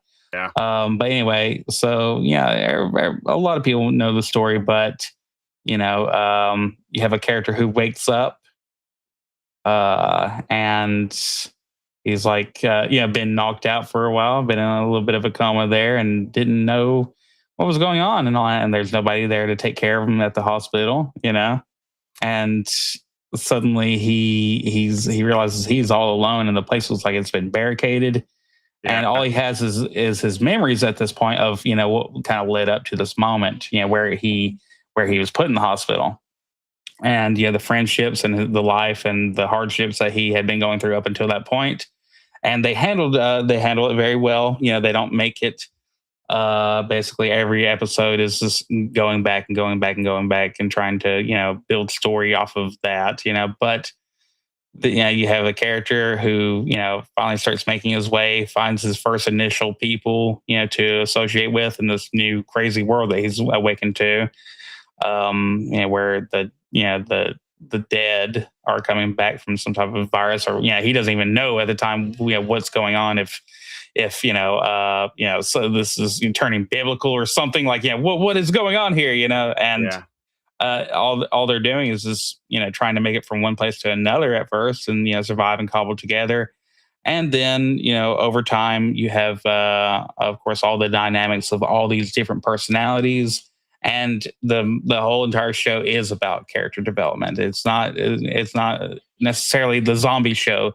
It's the how do these characters react and develop and either become hardened or softened through time, what happens to them, and who lives and who dies. That's a concept that was not very prevalent at the time, and this was extremely well done for a number of seasons. And I can always go back and watch at least 4 seasons, like straight up, like right in a row, and all that, and be just fine. Um, but I don't know. Did you get to watch these? So I haven't watched all of it, but I did watch a good chunk of it. I mean, I'd almost say, Same here. um, gosh, I probably at least watched the first half, if not 2/3 of the series. I watched a little bit past after the Negan introduction, Yeah, um, and I will admit at that that's where it point, loses me too. yeah, that's as great as the character Negan is when he's introduced. Like, at the same time, I feel like every villain they've encountered is just a lower level version of him. Like you get to Negan, it's the pinnacle version. Yeah. But it got a little too repetitive. I felt like it's like they find a spot to stay, and then somebody decides they want to come take it, and then they have to fight it off. And It it was also, fun the first 20 times, yeah, yeah, I was like, okay, like it's like just let them find a place and at least just like they're good there. And again, like I get having they're gonna get killed off because of the comic book series, but it did felt then for a while, it was like, who can we kill next to shock you? Yeah. Which character can we kill off just to get a reaction out of you? And Once the whole Glenn thing happened, well, I would say kind of where I ended was, and the show's been out long. I'm not gonna. I don't care if I ruin the spoiler. I'll just be honest. It's when Carl died. That was kind of when mhm, I stopped watching because I was like, you know, I was like, I'm done with this now. The fact yeah, that they we killed him no off, longer I did was like, that. yeah, I was kind of like, I'm done with the show. And even I had been watching the spin-off that they had there at the time. Yeah. And just the characters were expanding too much too. Like there was just Mhm. too much going on. That was like the other tough thing that I didn't care for is I almost wish that the character group had gotten smaller. But the a Yeah, lot of stop people, trying to make this character happen, kind of thing, you know? yeah, or try to make the new big character. But like, there's a few people missing from here. But I mean, like, this is a pretty good core of the cast that was really, really good. And yeah, I mean, Yeah. you like Rick a lot, you like Glenn a lot. I like him. Gosh, I can't think of his name, but when the Glenn thing happens to the other guy as well. Hmm. And then Daryl, and then Sean are all really, really great. And so is, gosh, it always seemed like that they were gonna hook up together, Daryl and the one gal with the short hair, the Yeah, older yeah, gal. yeah. I want to say her name was Carol, but Yeah, it's Carol. Carol, like him and Carol, like I really, that was kind of like the funny thing. Like like Carol, the person, like she's gonna die soon, and then like she really flipped a switch in terms of how strong of a character she was, but yet she still. Yeah. What I liked about Carol though was Carol still maintained her sweet lean demeanor. And Like what with was wild about her is that she is, yeah, she does develop and she does become strong and all that, but it's almost the I was forced to become, yeah, stronger kind of thing. And she retains that, I have had to hide things from my husband, for a long time. Bitter story that you've probably heard about 1,000 times in your life where there's terrible marriages and things like that. And it's like if you push that person so hard, they will become a survivor, yeah, and they will do things that you would never think that they would well, do just to make sure that their kids are okay. yeah. Well, I was just gonna say, like, I like the fact though that because she got stronger, she didn't become a jaded character. She was always a good person. Hmm. That was like kind of the great thing where we see some of these characters become, some maintain being a good person, others maintain, slowly become evil. Yeah. Then, I mean, we do see some evil characters become good people that, uh, as well too. Yeah. And those middle ground people and all that who, that they were in it just for them. And then suddenly, whenever somebody showed them, like, hey, you want this strong loyalty, you want this relationship, you want this, form of a community and all that, you saw these characters become unhardened. Even Yeah, Herschel, he was nice, yeah, but he was also like, all right, well, maybe we can work something out. I don't know. And then finally, he was like, get the hell off my land. And he was, he had a few episodes there where he was just a straight up D. He was not very, yeah, very pleasant, and he also had some weird things about him. He was, keeping the zombies hidden in that shed, in the barn, yeah, and and I thought that they were just going to absolutely kill him off, or he was going to get eaten by his own wife, or something, something pretty basic like that. But he ends up, mentally breaking free of that, thanks to the crew. And heck, they don't have. Well, I guess because he gets gone in season 2, right? I think it's But where? 3. He No, I mean, I'm sorry, not Herschel, but yeah, they don't have Herschel there, but they also don't have his buddy, and I forget the Shane, actor's name. Yeah, Shane yeah, John Barenthal or whatever. Barenthal, yeah, yeah. Shane is a buddy where that's somebody who does start off as Golly. a good guy and then slowly breaks down. And it is kind of tough because there's a bit of you there, like you want Shane to be a good guy. Like you Yeah, want yeah. I wanted him to, to you're go through some type of arc. yeah, you're rooting for him to change, and instead it is sadly a downfall of him. And he does kind of seem like there for a minute, he does kind of seem like maybe he might try a little bit more. And then, Rick notices that he is slowly doing things that are, taking away from the Yeah. pecking order. Well, And I would say it's very similar to, in all honesty, it's like Count of Monte Cristo with yeah, uh now I can't think of his name, Jim Caviezel and Guy Pearce. I mean, I can yeah, always yeah, do the yeah. actors' names. I can't think of the character name. Yeah. But it is a very similar dynamic to that. with it. I would say the other one too that was really, in terms of deaths, that was tough. I can't think of his name, but the kid who played Chris Rock character in Everybody Hates Chris, Hmm. when he gets trapped in the door, like, oh my god, that was like the Yeah. other one that like I did. It's almost like that made me too, like, I was like, I want to stop watching the show. Like, Yeah.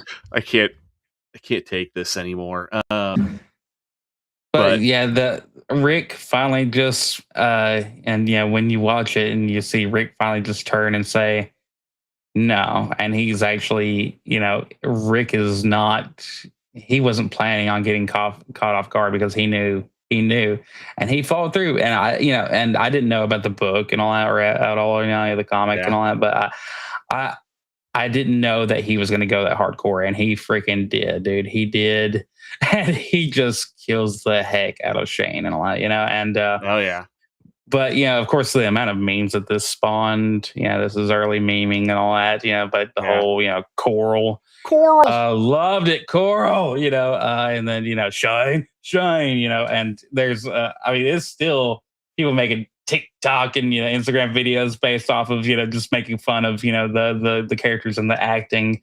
And the fact that, the dude's like, I forget if he's British or Australian, the guy who plays Rick and all that, but He's he does British. it. Yeah. British. He does so freaking well. He's another Hugh And, Laurie of acting. yeah, Andrew Lincoln. And really quick, though, I'll say a character who's not here that was really good, but he was only in the beginning. It's kind of like it was kind of a Herschel-esque character was Dale too. Remember Dale?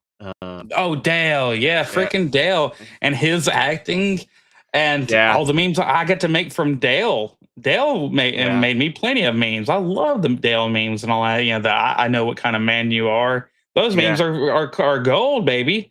yeah. But to go back to Andrew Lincoln, Lincoln was in Love Actually, and Yeah. he's the guy who to Keira Knightley, he holds up the cards confessing his love to her. But like, right, Hmm. you watch that and like, just what a completely entire character he is between that and then, the essentially the Yeah. what Rick Grimes becomes in the series, is pretty wild. But Merle's another one that, Dale's Oh, older and brother that Merle, actor. Yeah. Michael Roker. I mean, that was like, it was short, but it was like such a good character. Yeah, Abraham, Michael Colditz, which is funny because I look at this image and it reminds me of Band of Brothers, which he was in. Right. But who was it was, I want to say, at the prison, or maybe it was after the prison. I feel so bad. It was the big bald black guy. He's not in this show, but Nah. he was really great too. And that was kind of a character that like you kind of Oh, they don't like. have the blonde woman here either. Yeah, yeah. Who's Andrea. Yeah, Andrea. Boy, I hated her half the time. But Yeah, yeah. Well, she was kind of that, like, it was like,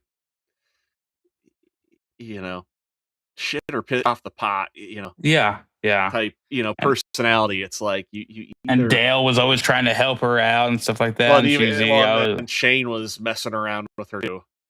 yeah, yeah. She was Uh, like, I'm the the dollar store version of Rick's wife and all that. And yeah, but Carol, Melissa McBride, yeah. I mean, like, Carol's really, you know, what Andrea couldn't be, right, in terms of like yeah. character growth. But I can't believe that they have the young girl who was like there for one season and then gets shot at the beginning of another season. Yeah, the girl from Harry Potter here who played um, the Luna or whatever. The little blonde girl. They oh, have her. They have her on here, but they don't have Andrea. And as much as I don't like Andrea, Andrea was kind of a big deal for her first couple of seasons. yeah, yeah. Was is that Luna Lovegood Yeah. for real? I'm looking this up now, and I got me. Um,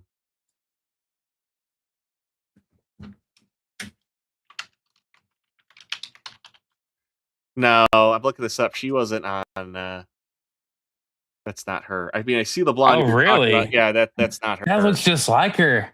Um, it's not. I know you're talking about. There is that one because she's first Jackie, but yeah, she turns around, she gets shot in the face with a crossbow. Um, there's that scene like that one. That moment was just super jarring. It is. There's so many characters we can talk about. Okay, yeah, the dang, that looks so much like her. As soon as I saw her, I was like, "Oh, that's the girl from Harry Potter" or Well, when something you like said that. that, I'm like looking at him like it does kind of look like her. You're right. I'm Yeah, like, was that her? And I'm like, no, it's not her. but yeah, she gets shot in the hospital, Um, like accidentally by that female officer.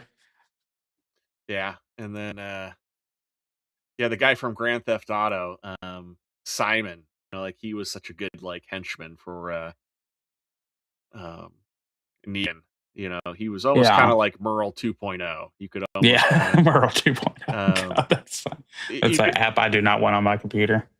I feel like Norton antivirus would kick that thing away so quick. but yeah, just look at the list of the characters. Yeah, I mean it was a good show, but it was something that It like should have ended probably by season 5. uh, I would say when did yeah, I was gonna say probably in all honesty, it could have gone, I think maybe 7 or 8 seasons, but it AMC milked this so hard because it became so popular, but they got to a It's point where the show and the comic book no longer synced up, and I do kind of go like, yeah, they should have just. I get they're trying to base it off of a comic book in the storyline, but still, mhm. like it's the way They that had it was going. 20 different chances to end it on a kind of a high note, or just Yeah, leave it to your mind to guess and all that.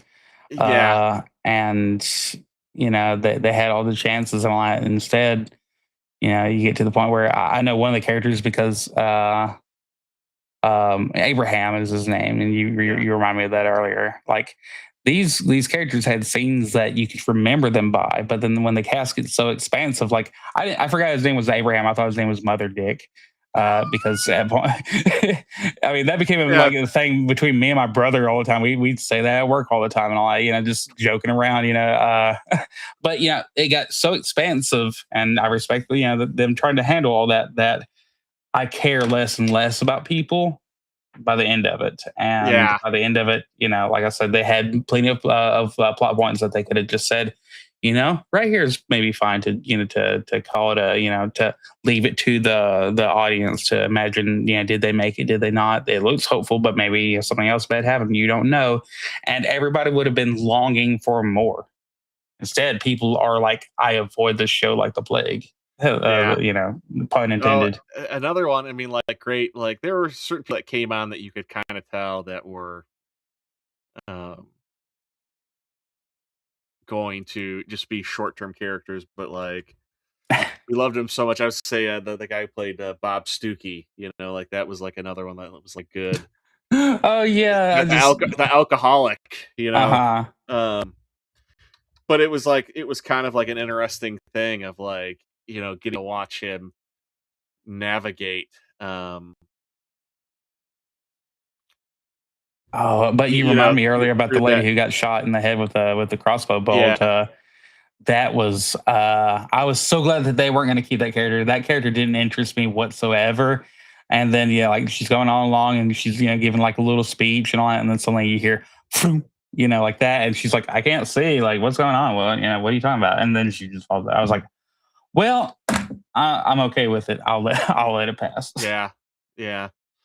Um, but yeah, this is one where I'm like, you should watch it. But yeah, definitely, I'm like, Mm.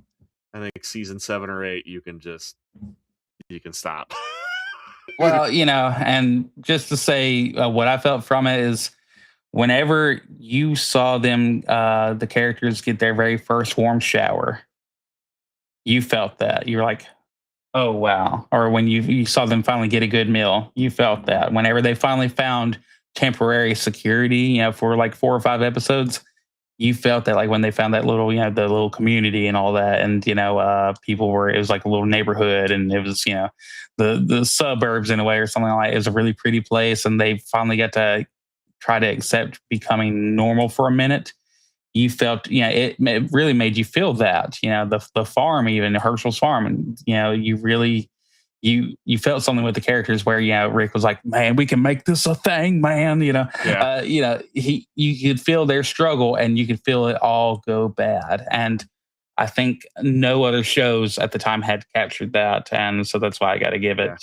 it, such a Well, memorable prop. I was gonna say with right, doing the homesteading stuff, like I can see this too, like a little bit with I might have been a little bit attracted to it for outside reasons. yeah, with that, like just A little a little bias. bit. Well, but I mean, like there's probably moments where like they probably could do that if they if they had this, Yeah. they could do that. Oh, yeah. Like me and my dad watching this together, because this was one of those shows like we were talking about earlier where we waited every week to watch it.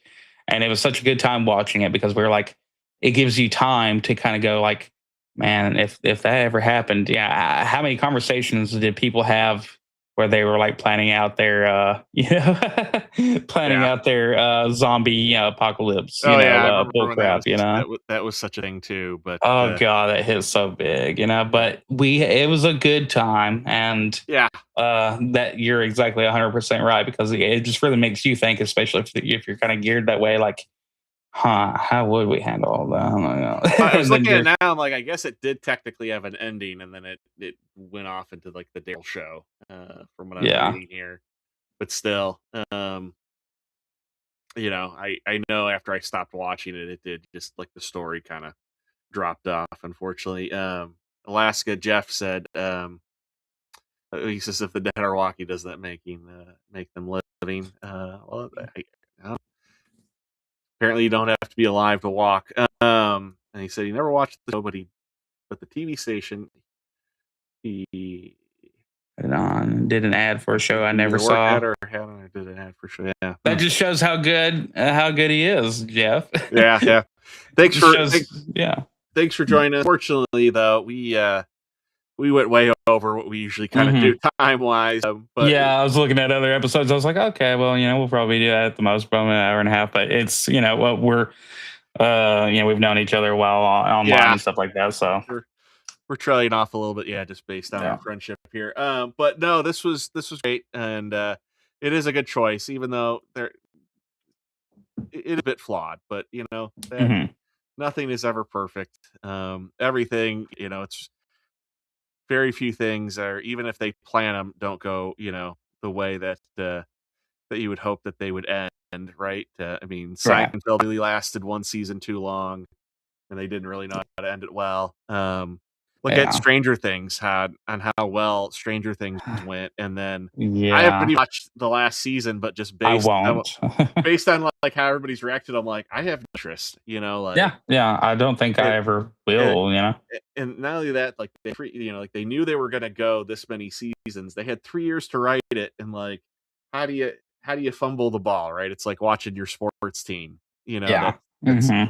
it, you know what that is? That's me watching the 2017 Warriors or 2016 Warriors that break the season record. And I then, remember the game with the game that they lost. That if they had won, it just would have changed everything. Like, yeah, I mean, watching them lose it, it was like to me like what has happened with Stranger Things. right, right. I mean, and you have all that time, it'd be like if that team got to practice and got, all the playbooks and everything right, and they had all Yeah. the money come in, all the popularity, and what do they do when they come back? Well, it was somebody's temper got the best of him. Draymond Green, and he got suspended. He didn't play, Hmm. and that was the big thing, not having him. He was such an X factor at the time. But yeah, no, this was a lot of fun. I had a blast talking to you about all Oh this. yeah, appreciate that. Love that I finally got you on the channel, and definitely can have you back on in the future. We can figure out a little bit different topic and talk about some more stuff. Um, Yeah. oh, Jeff says one of the first episodes you write should always be the last one, so you have a goal for the story. That's a good point. Good That point. makes sense. Yeah. I have no Yeah, idea yeah. if Negan got his own show. I know Daryl did, but that's a topic for another day. Yeah. Daryl was just too dang popular, and too many women loved him. Yeah, and everybody wanted a crossbow. Even for a while, I was like, I really want a crossbow, and I'm like, Suddenly, I find crossbows very attractive as a purchase and all that. it's And what's hilarious is where I'm in Arkansas, you go into like pawn shops and there's just like crossbow bows galore, and like you can get them so cheap out here. And Jeff says White Bear reminds me of League of Legends Volley Bear. Not familiar with that. I don't know if you are, but yeah, you said you get mainly, yeah, I get no residuals from that, but thank you. But uh, yeah, yeah, I'm usually free on the same days that I stream. I stream on like Monday, Tuesday, and Wednesday. okay. And those days are those days and nights are pretty open and all that. Then the rest of the week will work and stuff like that. But yeah, so Well, you know, I have all the links for White Bear in the description of the stream video. So I've got at least two of your. I've got White Bear 2, and then I've got your gaming in there, so people can yeah, check you cool, cool, out. cool. And then you're on X, and I've got your link to X there, so you can find White Bear there as well, and message him, talk to him, watch video games on YouTube. So, and so next time you'll be back on, you said it's going to be next Monday, Tuesday, Wednesday. Sounds like. Yep, yeah. Start usually around 9 a.m. Central and roll until 3 p.m. There you go. I wish I could do that with my video games. I know, dude. This is the first time in like 12 years that I've finally got to actually like to do proper streaming and to play video games. Like so like I'm so far behind. I have just I just found I won't go into it, but I've got to find all these games finally, and so whenever I'm streaming, people are like, "Is this your first time playing it?" I'm like, "Yes." You know what? In fact, I'm going to roll off of that. Yes, this Yeah. is my first playthrough. Yep. Yep.